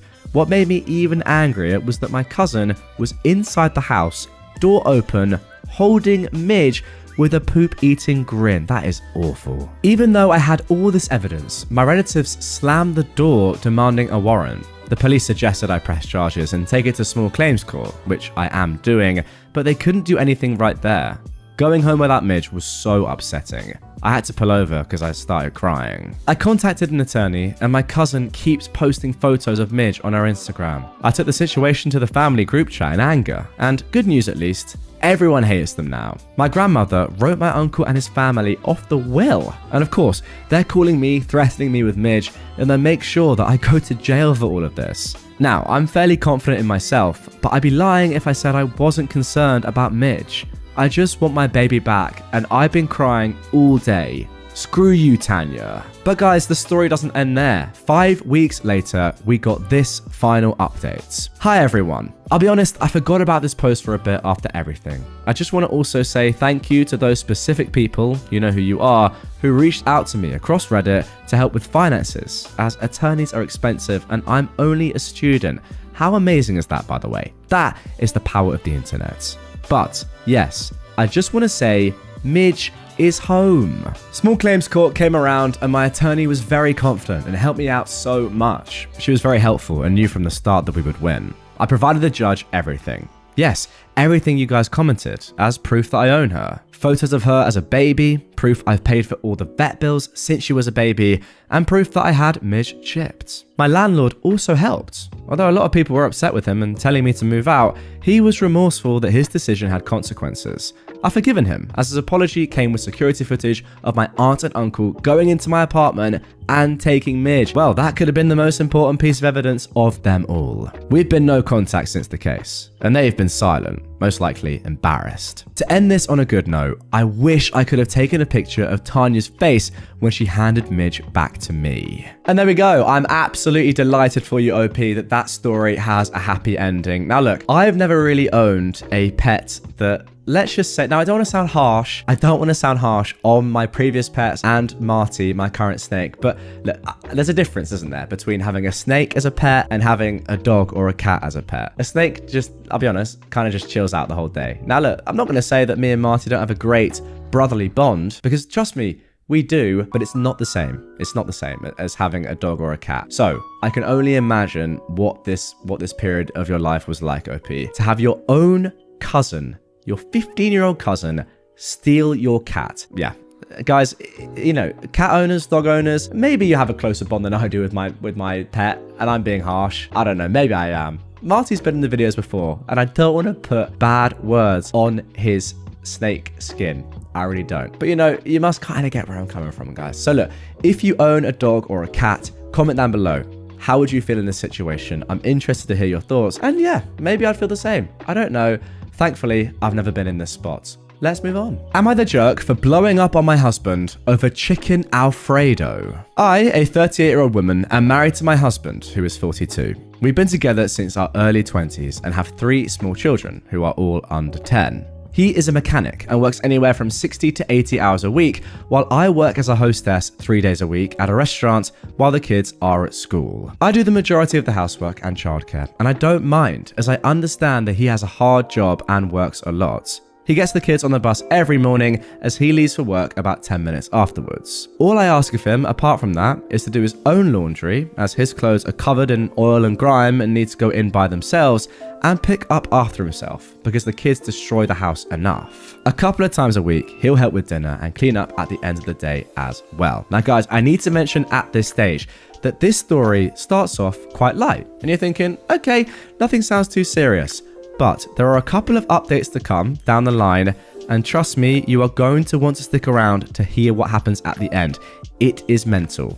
But for now, let's go back to the chillness. Over the last 2 months, my husband has completely stopped helping though. He dumps his clothes on the laundry room floor, his half of the bedroom is a mess, he leaves cans and wrappers all over the living room, and he's even stopped getting the kids up, which has upset them as they love their mornings with dad. He's also been coming home hours later than usual. I've been letting it slide as he seems very stressed out, but a few days ago he snapped at me for being a trashy wife for letting his clothes go unwashed. I reminded him that he always did his own laundry and he hadn't asked me to do it. I've been doing it, I just hadn't gotten to it yet.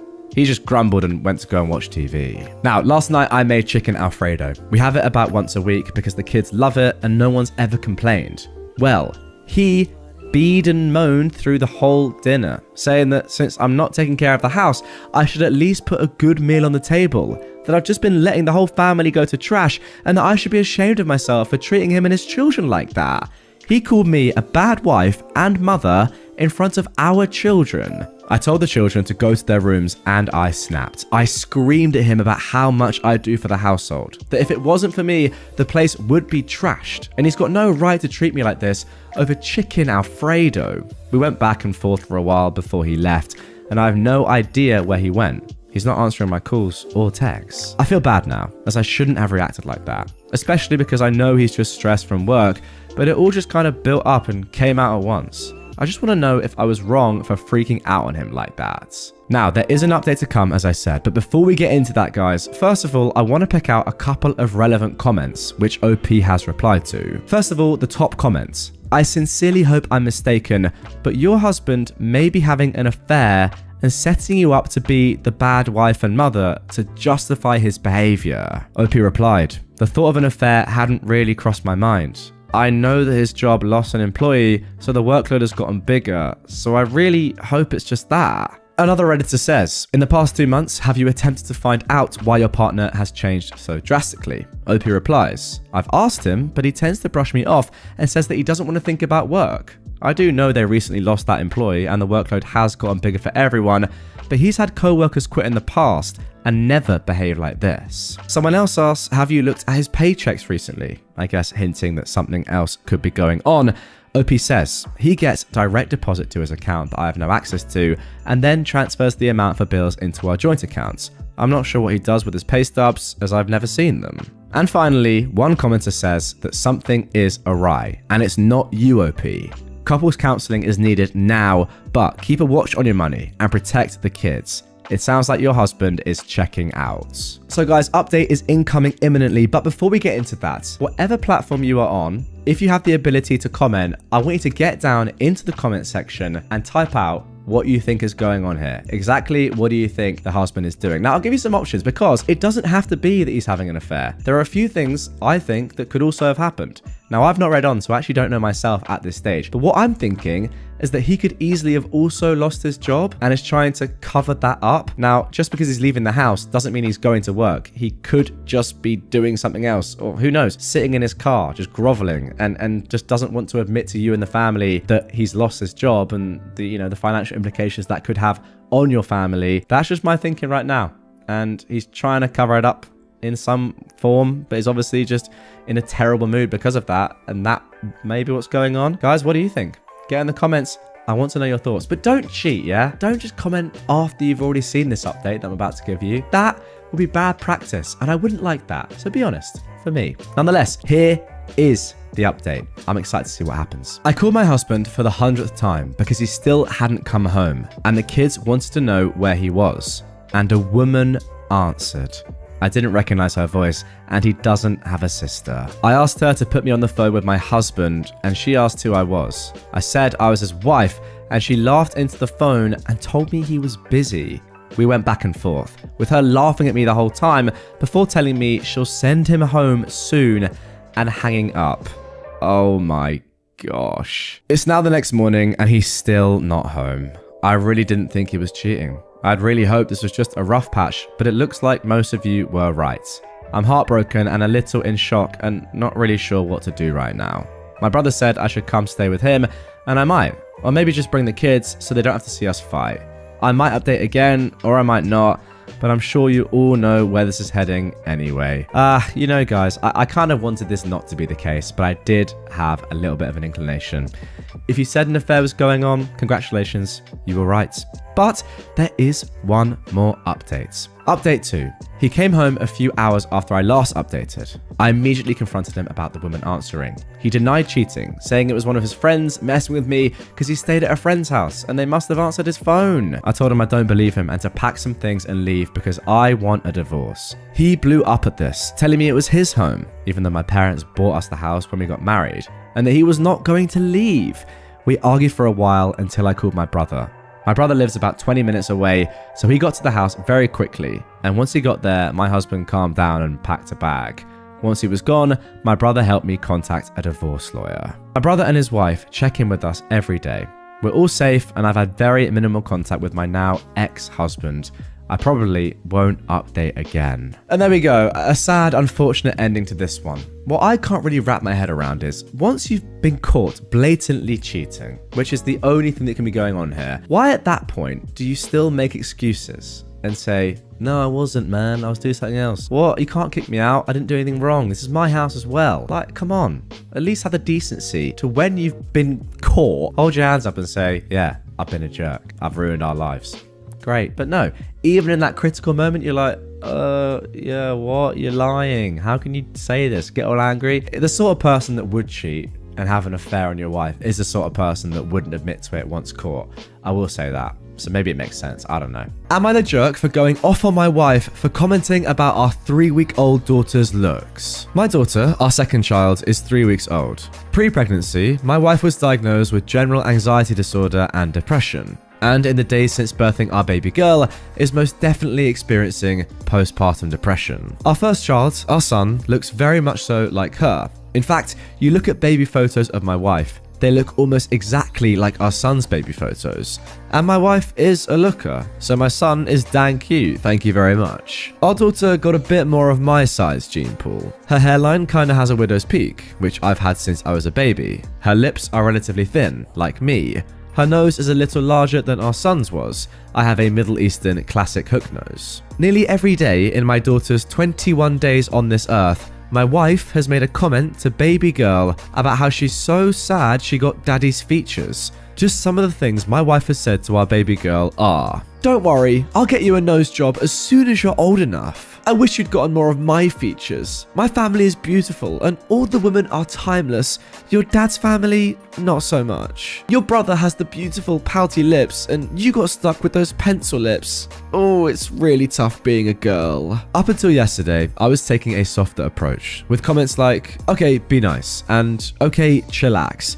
But today I had enough. And I just snapped, and I yelled at her for like 5 minutes straight, and I cursed quite a bit too. The gist of my statements were, I don't care if she can't yet understand what you're saying, stop putting that trash out into the universe. Our son can understand you, so stop this garbage. I can understand you, so stop putting this trash in my head and making me listen to it. Yeah, life on girls is tough in this world, especially when their mum is trashing all over their appearance. She's freaking 3 weeks old and is still perfect and noble and hasn't hurt a goddamn soul. Stop projecting onto her. And finally, you regularly tell me how your mum screwed up your psyche with all her comments about your appearance. So why the heck are you doing the same to our baby girl? Anyways, she was understandably hurt by my comments, and we haven't really talked about it or debriefed since. I do recognize that part of her comments stem from her anxiety and depression, as well as her postpartum depression, and I also recognize there are a lot of this that stems from her mum's influence on her psyche. Also, I know that yelling and berating people is rarely the right thing. So, Am I the jerk here? Okay, first things first, OP, you're definitely not the jerk here. I mean, that's not even up for debate. You have to call her out on this. This is ridiculous. However, what I think is more important is less the question of whether you're in the right or the wrong for how you responded. It's more why this woman is doing this to her own daughter. That's what I think is more compelling. Like, she must know herself, right? Because as you mentioned here, the fact of the matter is that her mum did the same thing to her and she doesn't like it and she knows the effect that it's had on her. So then why is she doing that onto her own daughter? I don't think if she was switched on logically, she would do that, knowing how it affected her. So maybe there's some underlying thing going on here. As you said, you recognize that a lot of this stems from her mum's influence. So I think instead of, shouting at her and going off on her, maybe the thing to do, I mean, look, I'm not saying you did the wrong thing here because I would have done the same, but going down the line, maybe the thing to do is have a conversation with her and try and work out what's really going on here and explain clearly why this is such a bad thing to be doing at such an early age in someone's life, and also how it affects everyone else around you in the family. Am I the jerk for lighting a match at night and scaring my boyfriend's dad so badly he woke up the whole house? My boyfriend and I are staying at his parents' house. It's been going really well, but his dad is very particular. He has moments every day where he corrects or instructs the other people in the house on how he wants us to behave.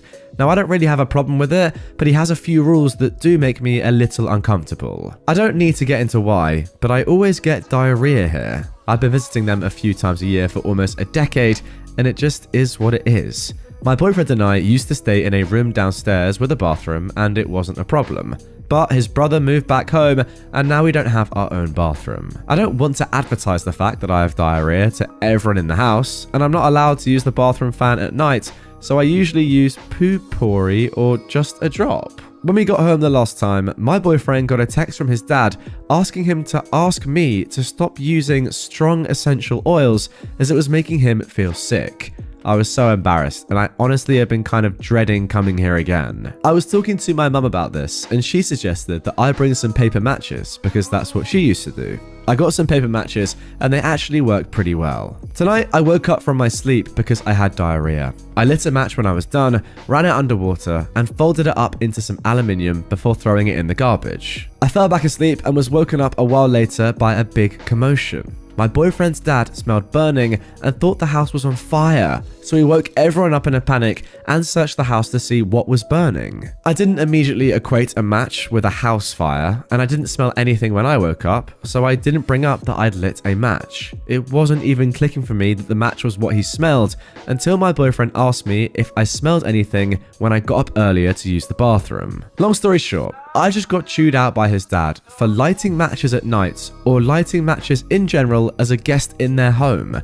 And even his mum was upset because I could have started a fire and nobody would know. I apologized and everyone went back to bed. But then my boyfriend lectured me for like 15 minutes about embarrassing him and playing dumb, about not knowing what his dad smelled and not using common sense. And then he told me to go to sleep and try not to wake everyone up again. I'm honestly fuming. My boyfriend is sleeping soundly and I'm just lying here getting madder and madder. I want to wake him up so we can leave because I feel so uncomfortable.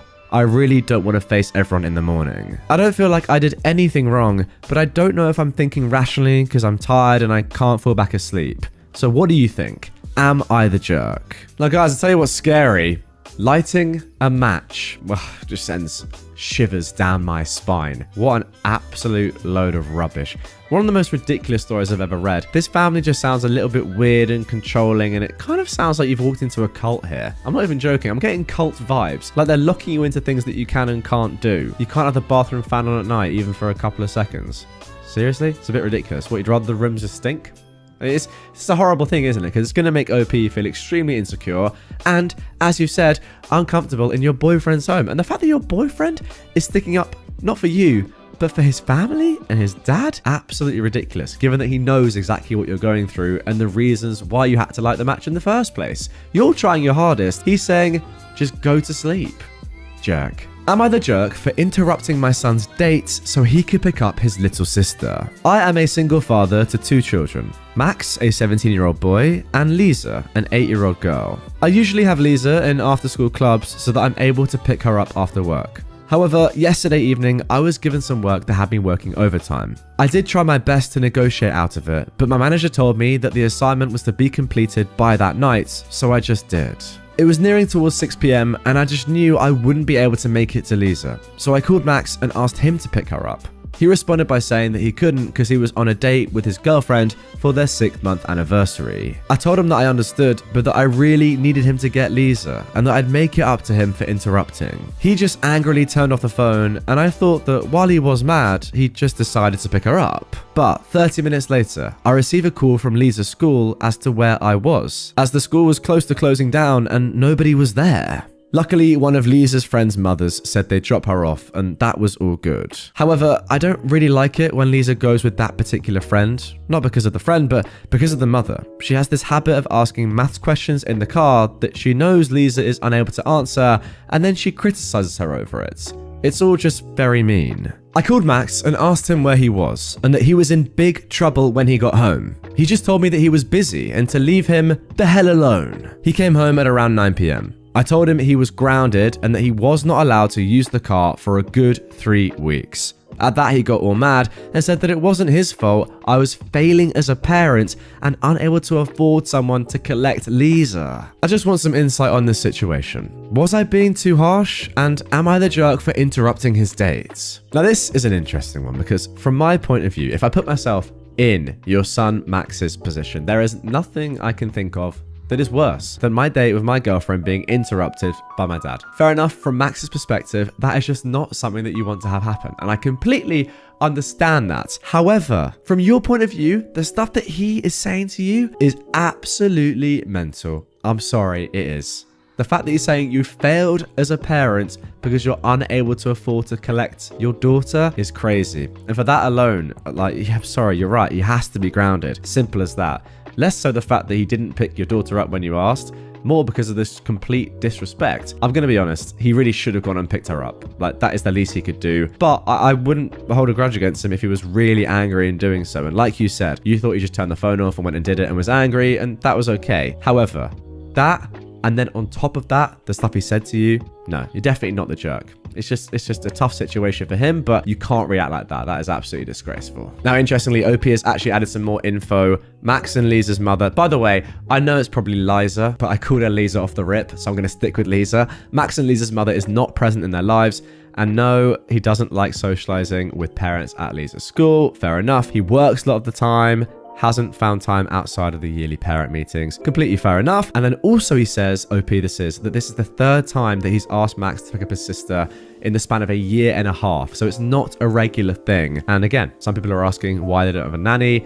Money is tight. Fair enough. You're doing all you can. It's not as if you're slinking off and doing what you want to do. You're working hard. Your boss has got you locked in at work. It's a tough one. It really is. And I do feel for Max a little bit. But once again, you can't be saying those sort of things to your father. Am I the jerk for giving my mum the wrong start time for my birthday lunch so she'd be on time? I am a 22-year-old woman, and my mum, who's in her mid-40s, is one of those people who is always late to everything. I'm talking family get-togethers, birthdays, graduations, weddings, you name it, she's showing up late.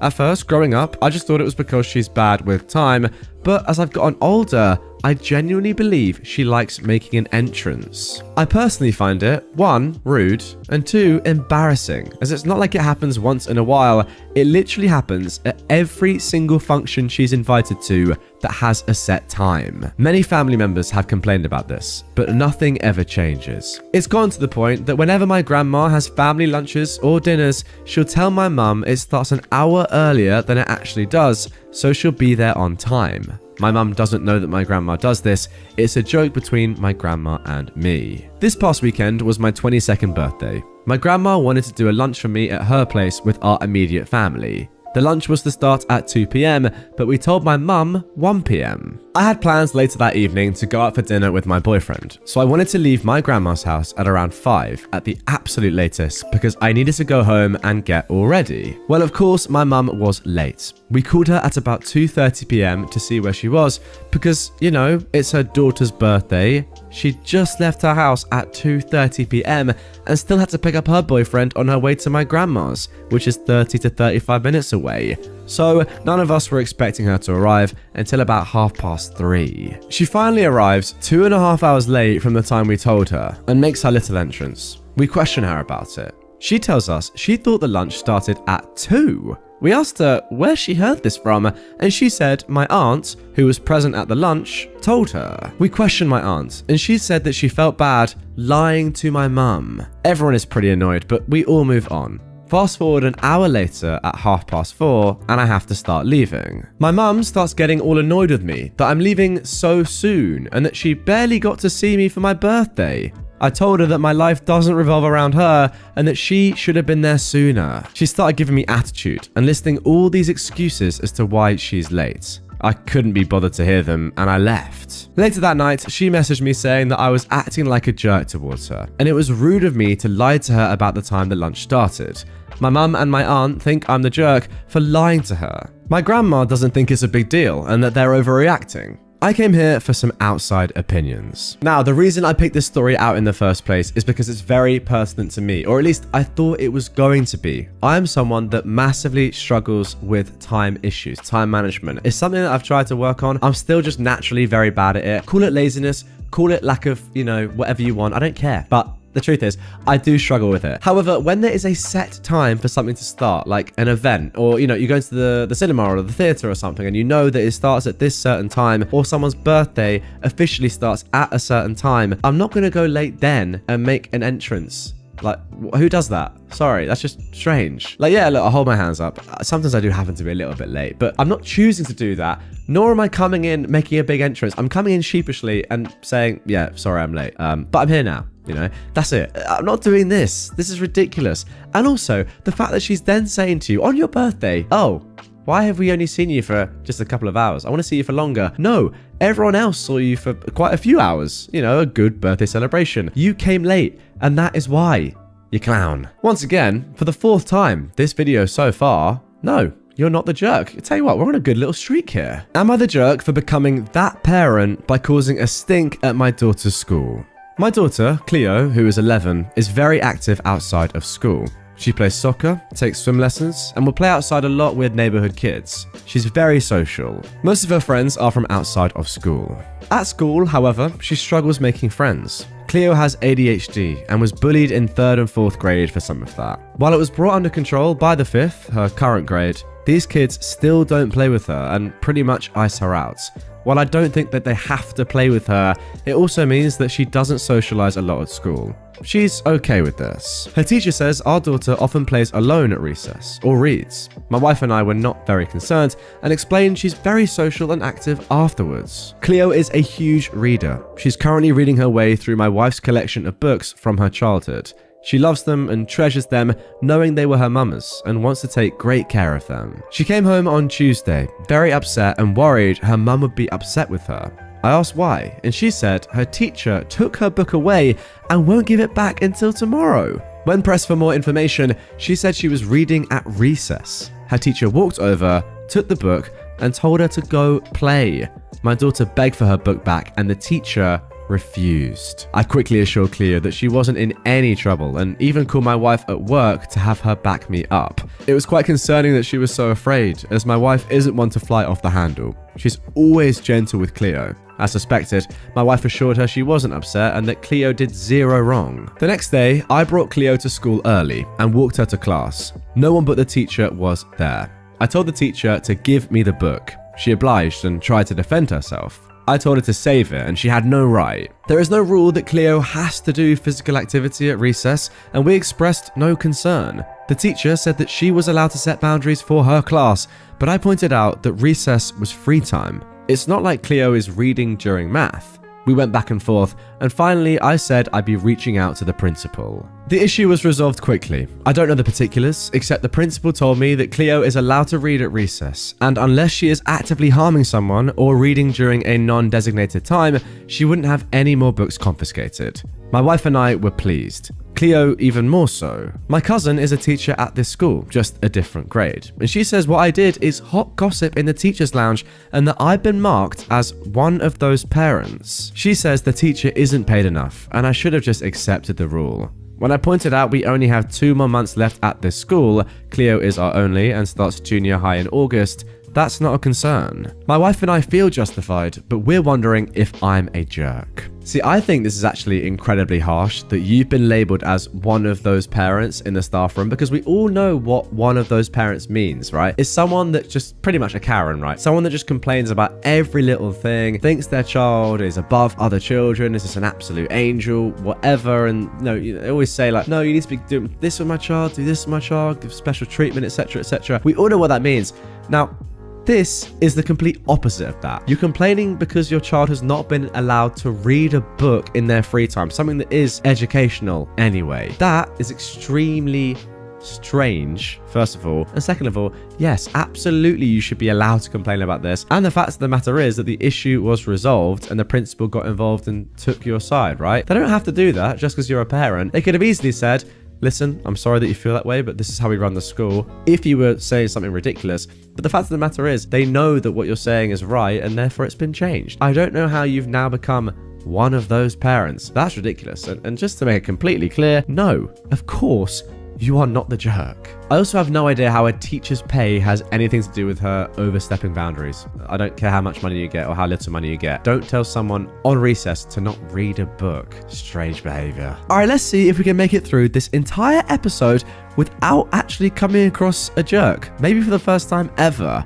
Am I the jerk for asking for more money for my car? So, I, a 28-year-old man, offered to sell my RAV4 that has 100,000 miles on it in January to my brother and his wife. They have a baby and a beat-up Honda Civic, as well as a Scion with way too many miles on it. They shared they'd be car hunting this year. I offered to sell it to them for what Carvana offered, which was $14,500, and they agreed to it right away. The problem is that my wife and I still haven't picked out our replacement car. So, they check in every week or so, but we weren't ready. In the end, we decided to hold on to the car until our trip to Disney this past week. I checked Carvana again, and they'd offered me more. This time, $16,500. I texted my brother telling him that he could have it, but he would need to match Carvana's new offer. He responded saying that they're not haggling, and they've been put off buying a car for months as they thought we had an agreement, and they were just waiting on us. They called me a jerk for stringing them along for 3 months and then asking for $2,000 more. I'm just trying to do what is right by my 2 kids and one on the way. So, am I in the wrong? Well, it was all going so well and now it's all fallen off a cliff. That is a real shame. I thought for the first time ever we might have a clean sweep, but alas, this is r/AmITheJerk, and we were bound to find one eventually, and I'm sorry to say, here we did, and this one isn't really up for debate. It's pretty clear. Maybe I get it, like you're a bit annoyed that the price has changed and you would have made more money, but the fact is, you literally have said to somebody, you can have it for this price, and it's your brother as well. I mean, come on. You can't then change your mind and go back on that, and I agree. You have been stringing them along for a few months. That's on you. I think off the rip, you should have just done it quickly, or at least set a date for this transaction to actually take place and for you to transfer over the keys, because this was just a mess right from the off. And the fact that you're charging your own brother and his family that you know need this car very much more money than you did at first, yeah, it's very ludicrous. Would I be the jerk if I go on vacation instead of my brother's wedding? My brother, Tom, who is 36, and I, a 26-year-old woman, have never had a really solid relationship. Due to our age gap, we didn't spend much time together, and by the time I was old enough to develop a personality, he was moved out of the house. For the last 2 years, my brother and his fiancée, Sarah, have been planning their wedding, and it's coming up in September. I was asked to be a bridesmaid. I figured I was only asked as a courtesy since I'm her soon-to-be sister-in-law, but I still took it seriously. I've been a bridesmaid for the last 2 years. Just a few weeks ago, I managed to save up to buy the $800 bridesmaid dress. Overall, in the last 2 years, between group outings to parties, dinners, lunches, clothes, etc., I've spent thousands of dollars.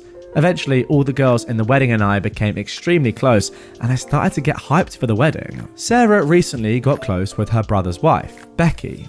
Last week, she dropped the ball on me that she no longer wants me to be a bridesmaid, and she'd prefer if Becky take my place. It broke my heart a little. but it's her wedding and it's not my place to tell her how to run it, so I said, fine. Yesterday, I went to my brother's house to pick up the bridesmaid dress and was going to see if I could return it since it was within the time frame. Sarah was completely appalled and said that Becky was going to wear it since she and I are the same size. I said that would be fine, but they'd have to pay me the $800 for it. Sarah said that Becky couldn't afford it and I should just be nice and let her use it, and said that I could keep it after the wedding. I explained that I'm not just giving away the dress and I'm not ever going to use it after the wedding. After some bickering back and forth, I just ended up taking it and leaving. My brother and Sarah tried to compromise with me and say that I could be the assistant flower girl, and I felt offended at that offer. After I said no, they then said that Becky could give me $250 for it.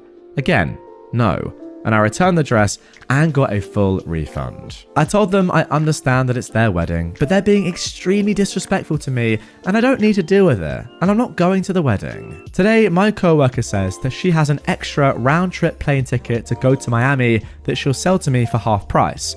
Plus, I would have to pay for half the hotel, and I can go hang out with her in Florida.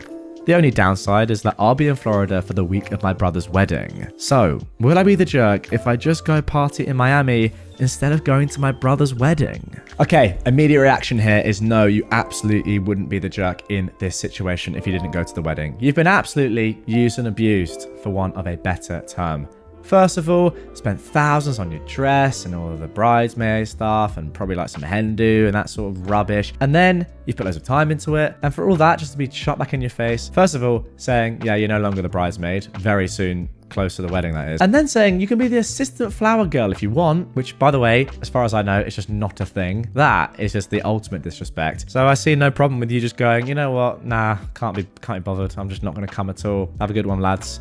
Enjoy, and I'll enjoy Miami. Now, on the other hand, you could say, be the bigger person and just accept that these two are just kind of mugging you off, but it is still your brother. And in theory, you could just still go and just be like a normal guest. But I don't know. Ultimately, I'd feel so disrespected. I'd just be like, yeah, I can't be arsed. I'm just not going. I'm going to go have a good time with someone that actually wants to be with me. Maybe that's a bit too harsh. Let me know your thoughts down below. And now for our final post. Am I the jerk for laughing at my brother's tattoo? This is a pretty cut and dry scenario. My little brother has been in a string of relationships since he was young enough to know what dating was. On several occasions, the relationships ended because he was caught cheating with another girl. These are just the ones that I know about. There could be more. In fact, his current girlfriend was the other woman from his previous relationship. He, I'll call him Danny, still lives with my parents, and I headed over on the 4th for barbecue. When he reached out for a hug, I noticed his arm was super red, and he showed me his brand new tattoo that he'd literally just got. In huge words, it said loyalty in cursive. Where I might be the jerk is that I kind of laughed as soon as I saw it, and I didn't try to hide it at all. It wasn't a dramatic laugh. He said, "What's so funny?" And I just said his tattoo was really ironic. He got angry and stormed off to his room and didn't join my parents and I and our sister for dinner. I told them what happened and they said that I was being a jerk. And my sister said that people are allowed to change. But I personally think that he's acting like a child by locking himself in his room and that I shouldn't be blamed for a 25-year-old storming off. No. You have to laugh at that. And if your brother cannot see the funny side of his new tattoo, then that's on him. Like, if I was in his shoes and I'd done those same things and I got that tattoo and my older brother, I'm 25 by the way, and my older brother laughed at me, I would just say, you know what, that is completely fair. Maybe I'd be a little bit annoyed by it and say, look, I'm trying to change, please don't laugh. But I could have no qualms with someone laughing at me who knows that I've cheated multiple times in the past and then have the most ironic tattoo of all time. It's just a fact. And maybe the fact that you can't see yourself in that light and don't understand why this is objectively funny that you've got that tattoo is your own lack of self-awareness and the reason why you're still doing these things and cheating and probably thinking it's not bad. I don't know. Maybe it's time for Opie's brother to have a look in the mirror and think, yeah, what am I actually doing here? Is this tattoo, have I got this to try and prove to myself that I can be loyal, or am I just clutching at straws? I don't know. Nonetheless, it's a very funny tattoo to get, given your history, and yeah, OP, you're not the jerk for laughing It's funny. Am I the jerk for saying I'll be driving myself and paying for my own room on the upcoming family vacation so I won't have to be a babysitter? I, a 23-year-old man, was repeatedly stuck playing the part of helper and babysitter on family outings. I had to move out of my parents' house because I kept being forced to help watch my 3 nephews. Last year, we took a family vacation in summer to the coast. I rode along with my parents and they paid for my hotel room. Only, I had to share that room with 3 rowdy boys because my sister and her husband wanted a room to themselves. I was promised time to do my own things on the vacation, but instead I ended up having to help with these kids. I complained to everyone about it and was reminded I was there for free. And then we pretty much just did only one thing I wanted to do, which was tour an art gallery. I like doing this whenever I'm at the coast, but the kids find it boring. This year, my parents have a beach trip planned for June, and they assumed I'd be riding along the same way as last year. But I refused. I said I'd be driving myself and paying for my own hotel stay to have my own room. My parents were shocked and tried to remind me of the cost. I said it was no worry. I've got a good job and a decent running car. I can more than afford it. That's when the but started. I stated the previously listed things as why I'll be driving myself and paying for myself. I want to be able to enjoy this vacation as an adult and not be treated like a child like last year. My parents told my sister, and she called to blow up at me that I'll be ruining the vacation if I'm off doing my own thing while she has to wrangle her 3 boys. I ended up yelling at her that last year all she did was rope me into her mess. I didn't really get to do much of anything I wanted to do, and I was treated like the bad guy for wanting to just go to an art gallery. I'm a grown man. I deserve my own vacation too. Now my sister is not speaking to me, and my parents are still trying to convince me to just ride with them to keep the peace. I'm still refusing, but the pressure is getting to me. Am I the jerk for not giving in? I know they'll have a pretty hard time when they won't have another person there to help. Right, then immediately let's get into this first edit. It's been barely an hour since I posted, OP says. But my sister is apparently a Reddit lurker in the mornings and she saw my post. Not only is she furious with me, but she's also upset that no one in the comments is siding with her. To make it short, she went on a big rant about how it's so hard to be a parent to triplets, and the least I could do is help because I'm young and single and she needs a break. I stood my ground on my decision, and now she's calling our parents to get them involved. I'm expecting a call from them any minute. And then a further update from OP. Well, I'm off work now, so I can tell you guys more as to what went down. I guess you could say it's over. My sister got our parents involved, they looked at my post, and were absolutely horrified by the continuous influx of commenters. Yes, they're very angry with me that I posted here, but I told them that if they'd just listened to me to begin with, I'd have never needed to. Guys, for context, this post has over 40,000 upvotes and over 7,000 comments, and I'm pretty sure you guys can all work out who they're siding with. I'm sick of the whole keep the peace mentality that sacrifices me to placate my sister. They in turn went off on my sister, and to make a long story short, the whole vacation has been cancelled. The hotel wasn't booked yet anyway, but my parents are arguing with my sister. My sister's blaming me, and my nephews are crying because they aren't going to the beach. My sister called me at lunch and basically implied I have no life, which is why I have time to help. I recorded that and told our parents, and that's currently what they're fighting about. And then one final small update. I wasn't going to update again, but here's a little more. Parents said that they won't ever push babysitting of my nephews on me again, and have agreed that what happened last year was unfair to me. Right now, they're very angry with my sister for telling me I should help her because she thinks I have no life.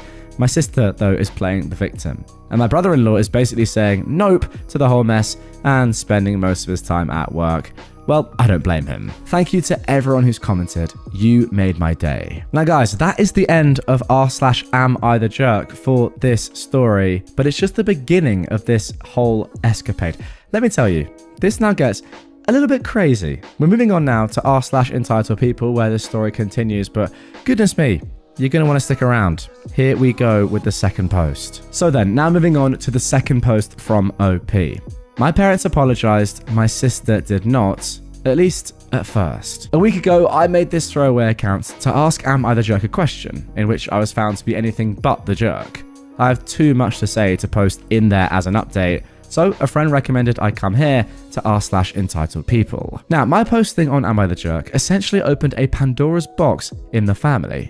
Basically, my parents and older sister had become very comfortable with me helping with the childcare of my young triplet nephews. I didn't leave home till I was 22 because I was trying to save money while also going to college. A scholarship covered a lot, and living at home kept me from getting rising debt due to my working part-time as well. I'm very thankful for this. However, after college, everyone just seemed to act like I had endless time on my hands and convinced me along on a family vacation. In this so-called vacation, I was forced to babysit my 3 at the time 6-year-old nephews. I even had to share a hotel room with them. And believe me, those kids didn't listen to a dang thing I said on the first night until I called their mother twice. And I was treated like the bad guy for wanting to do other things during the trip. Like, if it's something the family doesn't enjoy as a whole, then it doesn't happen. Which was extremely hypocritical because I'm family, but wasn't included in that vote. And you can bet I aired this grievance with my parents after my last post. And they've acknowledged being in the wrong. You know what? Fair enough. A lot of the parents I see on subreddits like this never acknowledge this, so that is a good sign. After that awful vacation last year, I decided it was time to move out, and did so before the summer even ended, which surprised everyone as I gave them no warning.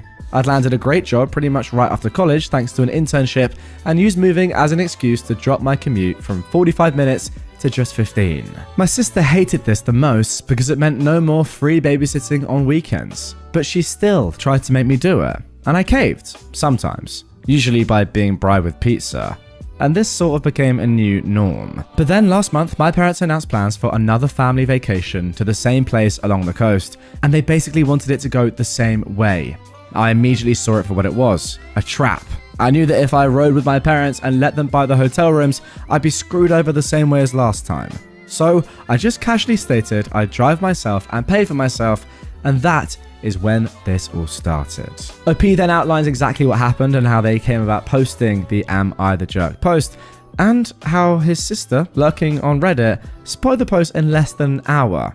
What followed was Pandora's box. At first, the family was against me. My sister called our parents, and they called me when I still had a little time to talk in the morning. My parents were on the phone with me while also reading my post. I asked them if anything in it was a lie. They sort of steered around it and called the post an exaggeration, but I pointed out numerous details that made it pretty much on the mark. Then I told them to check the comments. There were already far too many to read. I was repeatedly refreshing the page on my home PC and telling them how many comments there were. Then I told them I was sick of their mentality of keeping the peace by forcing me to placate my sister. Then I said I was out of time and we'd have to resume this later. My parents were positively horrified that hundreds if not thousands of people were commenting in a matter of hours, and later on I told them that the numbers had basically doubled and were still growing, which only added to their horror. So I guess they were forced to take a long look at their own actions, and that right there is the beauty of r/AmITheJerk and Reddit as a whole, making parents reconsider their entire lives. I mean, it's unbelievable, really. My sister tried to call me to complain while I was at work, but my phone was on silent till my lunch break, so all she could do was leave messages and texts. But she was persistent and managed to get through to me when I was eating my lunch. The gist of the conversation was my post had taken our parents away from her side, and now they were mad at her. In the ensuing argument between them, my parents cancelled the entire vacation. Yes, they later acknowledged they just passed the blame out of embarrassment and have fully accepted fault. They told me no excuses could excuse the fact that they made me their go-to free babysitter when I wasn't even living at home anymore. They did try to backtrack a little by pointing out they never charged me rent while I was in college, but I reminded them that kids don't ask to be born, and I was doing my hardest to make my own way. Then I pointed out that my father had the same kind of leg up from his parents. They let him live free of charge at home while he was in college. That basically ended any argument my parents had left. When my sister managed to call me at lunch, I presented the facts to her, and she showed her true colours. She implied that I have no life and that my free time on weekends should be spent helping her because she's tired and unable to even go out without bringing her children with her unless someone is watching them. She is a stay-at-home mum with a husband that makes a decent salary. They live in a pretty decent house that's owned, not rented. And to be frank, my nephews aren't really my responsibility. They just forced them on me and expected it to stay that way. My sister angrily hung up on me, but I'd recorded the call and then played it to my parents later. They were furious, and they basically went to war with my sister. My sister dug her heels in, blame me, and then doubled down on her belief that my life should circle around hers. I told her that was the most narcissistic and entitled thing she's ever said about me. It took days, but her husband finally stepped in and forced her to apologize. I'd never seen her cowed like that by anyone, but she was on the verge of crying. It ended up being admitted that one of the reasons I was the go-to babysitter was because my sister didn't trust strangers. It was never about the money. Or was it? Actually, my brother-in-law thought my sister was paying me for my time watching her kids after I moved out of my parents' house. But she didn't even give me gas money, just cash enough to order pizza for both myself and the kids, and she pocketed the rest. My sister had been shortchanging me for months. He blew up at her when this came out during her half apology, and she was forced to pay me what she owed me in cash entirely from her own savings, which she looked very sore about.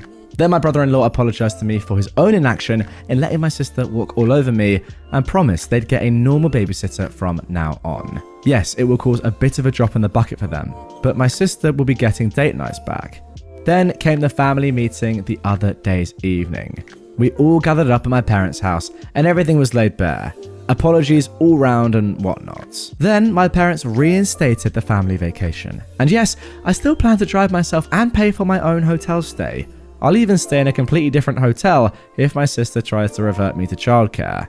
And I've stated this. She's promised that won't happen. And if I don't update again after the vacation in another month or so, then you'll all know everything is fine. Now guys, unfortunately, or maybe fortunately, depending on how you look at it, we don't have to wait until after the holiday for our next update. That came just a few days after the one I just read. Again, on our /entitledpeople, now 26 days ago at the time of recording. My sister called me demanding I take my post down. Now she's more upset than ever to know how far it's spread. Having a family that knows about your Reddit account has its disadvantages. Yesterday, my sister called me after I got off work to ask me if comments are still coming in. She said she cannot bear the negativity of looking at them herself because the comments are all so hurtful towards her. So I was brutally honest. At least 10 comments are still coming in daily, and most of them more or less say the same things about her. She started crying and demanding I delete my Reddit posts, but I refused and told her she can cry to anyone she wants, but the posts stay up because they are my assurance she won't try to treat me like rubbish anymore. After all, she literally felt like my life should revolve around hers. She didn't pay me the babysitting money she was supposed to and pocketed it for herself and forced me to be the constant babysitter on last year's family vacation, so I had pretty much no fun the entire time. Is it really any wonder people are having so much hate for her when she treated me like that? Then I mentioned the posts have already spread to other websites, as I was asked a couple of times to let an article be made about my situation. And there are some videos that were read as well. Yeah, maybe like this one. Well, my sister shrieked hearing that and hung up. My parents then called me begging I take the post down. I've refused, stating that I only did this because they didn't stick up for me. This would have never happened if they'd told my sister to treat me like an equal and not a servant. I'm not her butler, babysitter, or handyman. I'm her freaking brother and a grown-ass man. Wouldn't they be tired of this stuff in my shoes as well? They agreed, but still begged I take the post down. I again refused and said that I'll keep making more if they don't start sticking up for me more when my sister comes crying to them. Let her clean up her own messes, because all the enabling of her has led to this. I didn't father those kids. I've got a life of my own, a career I'm still new to, and hopefully, soon enough, a girlfriend, as there's someone I want to ask out. I'm moving my life forward and I won't be held back. They can either step out of my way or keep trying to enable my sister. But I assure them that the latter would end badly for them. The only way this posting on Reddit will stop is if the drama stops. I've kept things anonymous and I've got a right to vent my very valid frustrations. Well, that left my mother crying, my father just went silent, and I said, tears don't move me. They know what it would take to end this, and that's to stop enabling my sister. Well, my sister called me again to yell at me that our parents have told her they aren't dealing with this anymore and to figure it out herself. Oh, and they told her to be nicer to me too. I just pictured her eye twitching as she internally screamed after hearing that. Be nice to my kid, brother? What is this? Do I look it up on Google? Yeah, I was that sarcastic to her. But it left her crying too when I hung up. My brother-in-law called me later to get my side of the story. He was mad I'm still posting and made his wife cry, but I explained everything to him, and he said he'd have another talk with my sister. I'm hoping this drama finally ends here, but the family vacation is still on for late June. I've already booked my room and put it in for a day off work so we can all leave on a Friday. My room is also not near the ones my parents, sister, brother-in-law and nephews will be using. In fact, it's not even on the same floor. And when we go to the coast, when it's not a family activity, I'm going to go where I want and do what I want. And you can bet I'm going to tour those art galleries, pig out on local food, and just enjoy being carefree for a change. And there we go. You're probably thinking, wow, that sounds like a good end to the story. But alas, as you can tell, there is more to come. That promised update after the family vacation was posted just 24 hours ago. Let's see what happened. This is the conclusion, for now, of this story. Update after the family vacation. Well, the family vacation is over. Some things, both good and bad, went as expected. Good that my parents didn't enable my sister trying to make me babysit. Oh yes, she did try. But bad in that my sister did try to find out which room I was in. But that failed and got her in trouble with her husband again. Firstly, I made sure to tell the hotel in advance that they were not to give out any of my information to anyone who asked except for the police if something needing that were to come to pass. They assured me over the phone that they would not tell a soul. Then, on the day of the vacation, I left earlier in the morning than the rest of the family. I knew they wouldn't be able to get moving as a group until at least 10 AM, so I left at 9. Check-in wouldn't be until 1, but I wanted to make sure I had a head start. I sent out an FWI group text and was off like a shot to make the 3-hour drive. My parents were upset because they'd planned a family brunch on the way, but I pointed out I was never made aware of that, so it was cancelled in favour of fast food. Like I planned, I arrived at the hotel early. Too early for check-in, but I told the desk staff I was there to make sure my parents or sister didn't give them my information. They claim they don't do that, but I told them I know for a fact it still happens sometimes, so I'm covering my butts. When they happen to be dealing with my mother, sister, and 3 potentially crying boys trying to guilt them at the desk, they'd better not yield. And I wanted to know if they'd try anything. They awkwardly promised me no one but me would get access to my room. Then I decided to go out and get something to eat.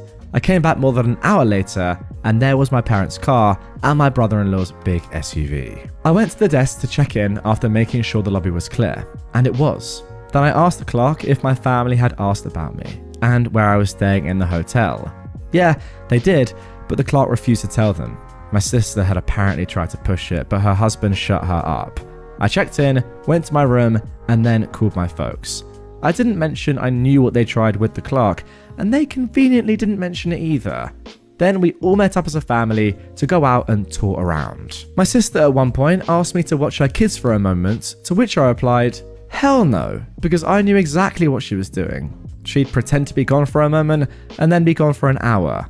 I called her out and her husband told her to stop trying to make me watch their kids. So what does she do? She just started crying on the spot, saying that she needs a break.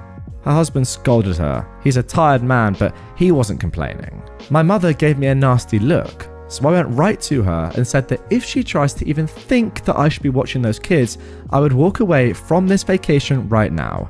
It's not my job, and I'm sick and tired of her and my sister acting like this. Well, that made my mother start crying too, and then she just started repeating the words, "You're right," over and over again. This is another old tactic of hers. She tries to look pathetic to guilt me, but I just said I am right and just let it go before walking away. Neither my mother or sister tried anything for the rest of the day. When we got back to the hotel after dinner, my family were all crowding the elevator, but I didn't get in with them. They asked why, and I said I'd wait for the next one. My sister glared at me because she knew exactly what I was doing. Then I just sat in the lobby watching YouTube on my phone for 15 minutes and took the elevator up. I was on a different floor and on the other end of the hotel. I had a splendid night, and the next morning we all went out for breakfast, but I made sure they left first. I can't quite believe what I'm reading. The fact that you're having to do this on a family vacation, pretty much hide from the people you're vacationing with at the hotel, is mad, but after all I've read, it makes complete sense. I was the last one out, just like I was the last one in the night before. Breakfast went fine. Then I gave an FWI that I was going to be doing my own thing for the day. My mother tried to bring up plans to go to the aquarium and a couple of other places, so I said I'd meet them for those, but the rest of the day was mine until family dinner. They accepted this, and that day went fine too. But back at the hotel that evening, my sister caught me leaving my room. She must have been stalking the whole floor looking for me. I went back to my room to chill a bit before dinner as I was tired from walking so much, and my sister was just down the hall when I left my room to meet them for dinner. She tried to corner me, saying that I'd ruined the family vacation for her because now it wasn't hardly any different for her than at home, since she had to wrangle her kids. I called bullspit because my parents were helping her a lot. Then I told her that I'm sick of this song and dance of being her scapegoat, and it's already over. So leave me the heck alone and get on with your life. Then I started walking, with her yelling, "Hey, I'm trying to talk to you." I told her I don't care and was going to dinner. She followed me to the elevator and we both said nothing to each other. I didn't stay silent and I told my parents and brother-in-law that my sister had stalked me to find my room. She was scolded like a child. She had a pity party. I told her to stop milking it and grow up. The old days when she could force her will on me were over. And then I walked out of the lobby and to my car. This time, I was the first one to dinner. When everyone else arrived, my sister looked depressed, but not a dang thing was said about what happened, and that was just fine with me. My sister refrained from eye contact with me the entire evening, and this time, I didn't care about riding in the elevator with the rest of them. And I told them bluntly that unless it was an emergency, nobody is to come knocking on my door. I had a do not disturb sign for a reason. The final day, everything went swimmingly. Neither my sister or mother bothered me at all. They'd fully surrendered at this point. Yes, during the whole vacation, I did play with my nephews a bit. I'm not a complete jerk. I didn't stonewall them. I kept up being the fun uncle, just not the babysitter uncle. The kids didn't even seem to care. They just wanted to play. I even bought each of them one of those little baggies of crystals and polished stones to take home as a souvenir. There was a bit of mild drama between my sister and her husband, but that was just some small disagreements that I didn't bother to pay attention to. All in all, I'd call the vacation a win, because it finally hit home for my mother and sister that the old way they did things involving me is over, and I have my own life. And there we go, that is the culmination of that story, I guess, so far. The amazing thing about this post is that these 4 posts that I've just narrated are actually the only 4 posts on this entire account that OP has made on this account anyway. Now they said right off the bat that it was a throwaway, but nonetheless, all the posts that have ever been made are those, and that's it. Pretty cool. Pretty great to see that one story can traverse a couple of subreddits. I don't know exactly what the title of this is going to be. Maybe AmITheJerk / Entitled People. You don't get too many collaborations on episodes of mine between subreddits, but hey, there you go. I just noticed that post and thought, okay, let's have a look back at what's been going on here. And everything seemed to align and be good enough for just one episode. So there you go. I hope you guys enjoyed it. If you did, and you want more episodes and stories like this, where it's more of a deep dive of a family in particular, or a character, or one individual story that goes on for a longer period of time across different subreddits, you know, kind of updates. I guess in many ways this was very similar to a best of Redditor updates video. Then let me know by dropping a like on this one, commenting down below that you enjoyed it. The more comments and just general feedback I get, the more likely I am to do a video similar to this in the future, so that is the best way of letting me know. Am I the jerk for pressing charges on a former friend for shaving my head in my sleep? For context, a relative of what used to be a close friend of mine, whom we'll call Gary for this story, contracted cancer. I, a mid-20s male, was sympathetic and even contributed $100 to a donation pool for their treatments. But Gary came to me one day and took his hat off to reveal a freshly shaven head. He told me that everyone in his family was doing it in support of his relative, and so were a lot of our mutual friends. Then he asked that I get on the bandwagon. I told him I didn't want to shave my head because I like my hair. My hair is black, regularly combed and well styled. He said I could just get a wig or something, and had actually brought his shaver kit. He was unboxing it when I told him this was not happening. I don't even really know his relative that he's doing this for, so I'm not doing it. End of discussion. He called me a jerk and left angry. We didn't speak for a week. Then last Saturday, I got invited to a party at another close friend's house. There I found out that Gary had tried the same thing on several other friends, and only a couple of them actually did shave their heads. Gary wasn't at the party, so I had a blast hanging out, playing video games, listening to rock music. But I had way too much to drink and I couldn't drive home, so they said I could just sleep upstairs. I passed out on a bed and it was a blissful sleep. till I was shaken awake by another friend who told me that Gary had showed up late at night and they caught him shaving my head while I was passed out. I saw what I looked like in a mirror and wanted to scream like I was in a horror movie. Gary even shaved off one of my eyebrows. Gary was still there and acting proud of himself, saying, "Now you're gonna have to shave off the rest, just like me, lol." I was furious though and called the cops. When they got there, Gary fully admitted to what he'd done to me and even said he was justified. The police didn't seem to think so, as this classified as a form of assault. They asked me if I wanted to press charges, and the first words out of my mouth were, "Hell yes." Gary cussed me out while they took him away in cuffs. I tried getting my hair restyled into something presentable, but there was no saving it. And now I'm bald too. Now, a bunch of Gary's family are telling me to drop the charges because Gary was off his meds and didn't mean to do it. I was like, what the frick? I never knew he was on meds, but I still refuse to drop the charges. It will take months to grow my hair back the way it was. But all of the calls and messages from Gary's relatives are starting to get to me. Just about everyone else in our friend group has cut Gary out though, and they say that I'm doing the right thing by not dropping the charges. So now I'm divided. Am I the jerk for pressing charges on a former friend for shaving my head in my sleep?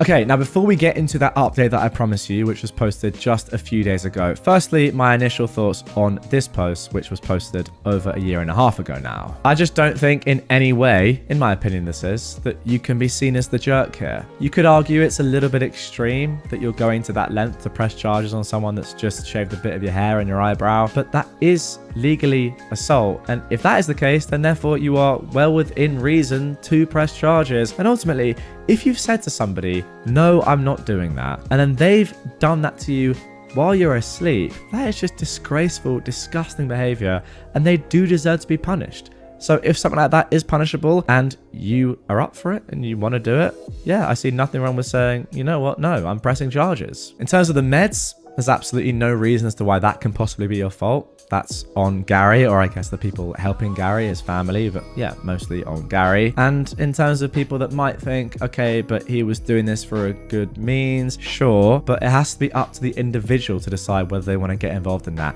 And as OP explicitly said, they barely even know the person that has cancer. If you barely know someone that has cancer, you're just not going to shave your head, as much as it is a nice thing to do. And OP donated $100. Is that not enough? Nonetheless, here we go. Let's see what happened in this one. Here is the update. A friend of mine just showed me a video yesterday in which my old post had been read.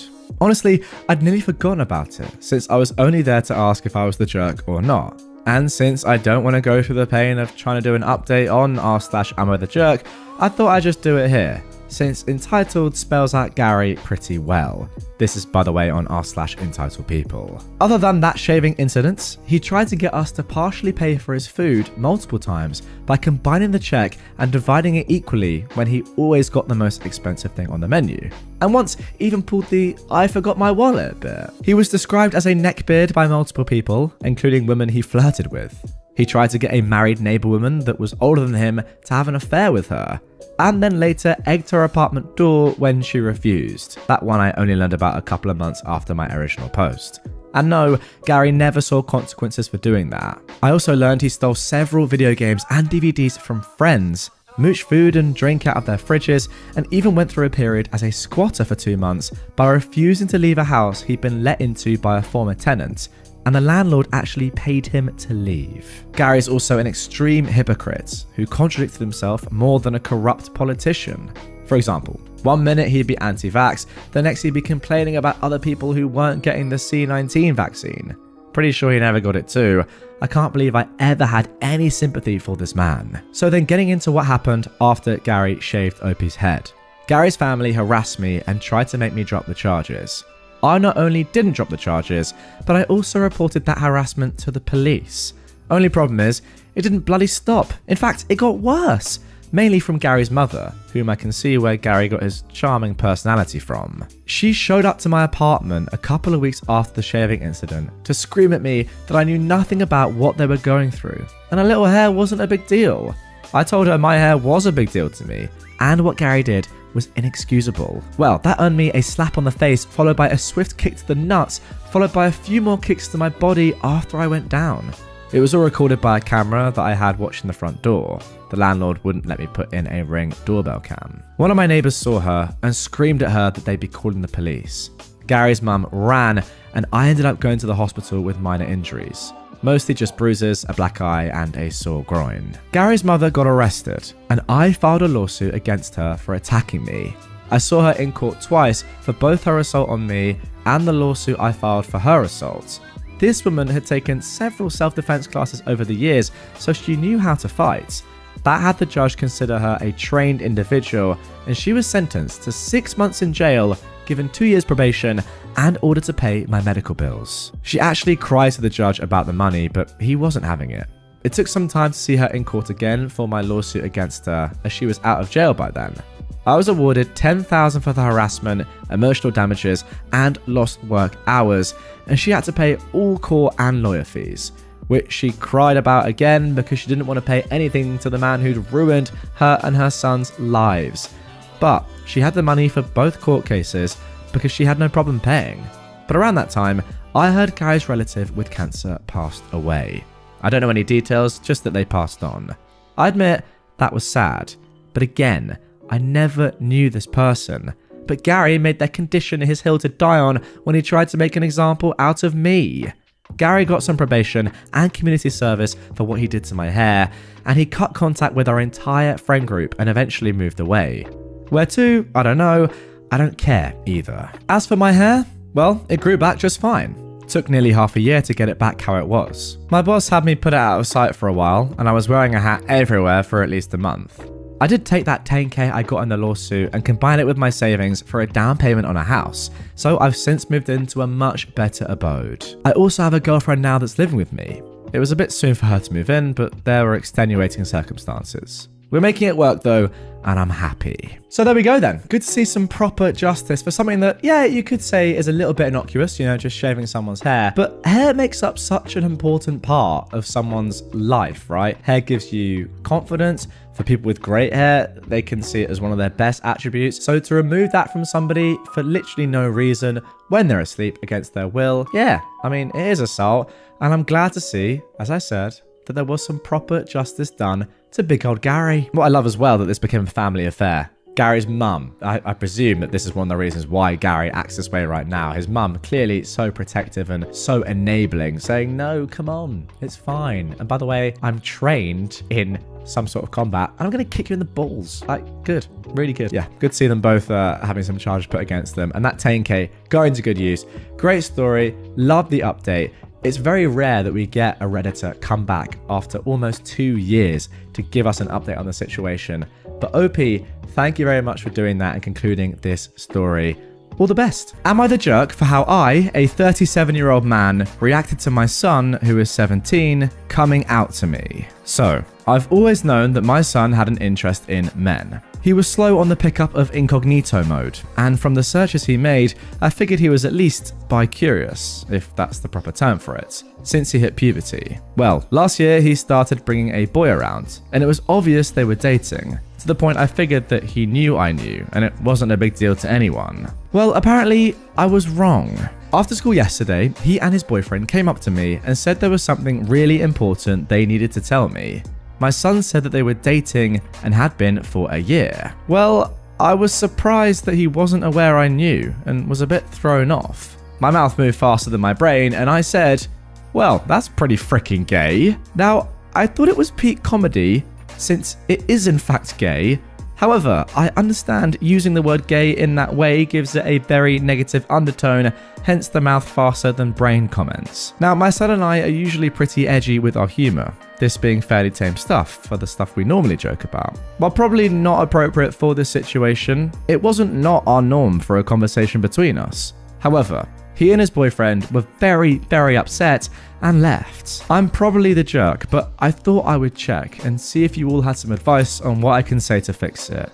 He currently won't respond to my texts or calls. Okay guys, I think what I'm about to say is going to be very, very controversial. Now, it's not the first time on this channel that I've said something controversial and you have all disagreed with me in the comments down below. But what I will say is that I think this is just a tough spot. I don't think that this man, OP, has necessarily acted maliciously or has done something on purpose to hurt his son or anything like that. I genuinely think he's just made a very, very bad mistake in this one instance. And I don't think that he's understood his son really as much as he probably thinks he has. Now look, stay with me on this, and by all means, get in the comments down below and tell me that I'm just barking up the complete wrong tree and that what he's done is terrible. I'm not saying it's not, by the way. I'm just saying, with the context of knowing this son's relationship with his dad, or this relationship entirely, and knowing that it's, you know, pretty tongue-in-cheek, they like dark humor, they seem to have a lot of banter together in general, I can understand why in that split second it just came out. You know, the fact of the matter is, his son being gay is so obvious to his dad that he was just like, what, why are you even telling me that? And I think that is why he did this. Now, obviously, it's a terrible thing to have said, and just not the right moment to have done this at all, or even made a joke about this. And given everything we know, the history of homophobia and the fact that the word gay has just been used very, very poorly for generations over the years, yeah, it's an awful thing to have said. But I just think it's just come out. I don't think it necessarily says anything about this man and that he's homophobic or is against his son being gay or anything like that. I just think it's just come out. And do we have to hammer him for that? I don't know. It's not great. And I'm not on his side here. I'm just saying I can kind of understand why in that split second he just said it, because he has that sort of rapport and chat with his son. He's like, what? Yeah, obviously I know you're gay. It's been obvious to me for over a year, for years. But yeah, obviously if he could have that moment again, I'm sure he wouldn't do this sort of thing. And for his son and his boyfriend, yeah, it's absolutely shocking. I'm not saying that's not. But hey, listen, you get in the comments down below. Tell me I'm just barking up the complete wrong tree. But yeah, it's a controversial opinion. Now, I may not be phrasing this exactly how I'd like to. And again, like, I don't even need to say that it's a terrible thing to have said. And like, you know, we're past that point. Obviously, this is not how this kid wanted his dad to react when he came out to him. Like, it's a shocking thing to have said. And I'm not surprised that he's in a terrible mood and is not speaking to you, ignoring your calls, etc., etc. That is, there's not even any point of even, you know, wondering why that is the case or saying, is that the right reaction? It's obvious. However, let me get this comment up on screen because I think this kind of explains a little bit better what I'm trying to say. So this user has said, "You're the jerk for the wording. I won't lie, as someone who's been out and proud for years, that joke made me laugh my butt off, but your son needed support more than humor. In the grand scheme of things though, I was expecting much worse from the title. Okay, fair enough. So I think if you just apologize and explain that you meant it in a humorous way and that you fully accept him and his partner, you and your son will be fine." You know, there it is. I think that's fine. What I'm trying to say is, I don't think it's like a crazy homophobic sort of slur. And I know I'm going on here, but yeah, this can be resolved for sure. It looks like you have a little bit of a jokey relationship with your son in a way, and it's just not the moment to do it, but it's not the end of the world. Have a sit down with the lad and tell him, look, son, I'll be honest, I did have my intuition that I thought you probably were gay, and that's why I said this. I do apologize though, and I support you so much, and I fully am behind the fact that you're gay, or, you know, whatever sexuality you subscribe to. It's completely fine with me. I love you forever. I mean, clearly I'm not a dad, but yeah, just make sure he knows that you support him. That's all you need to do.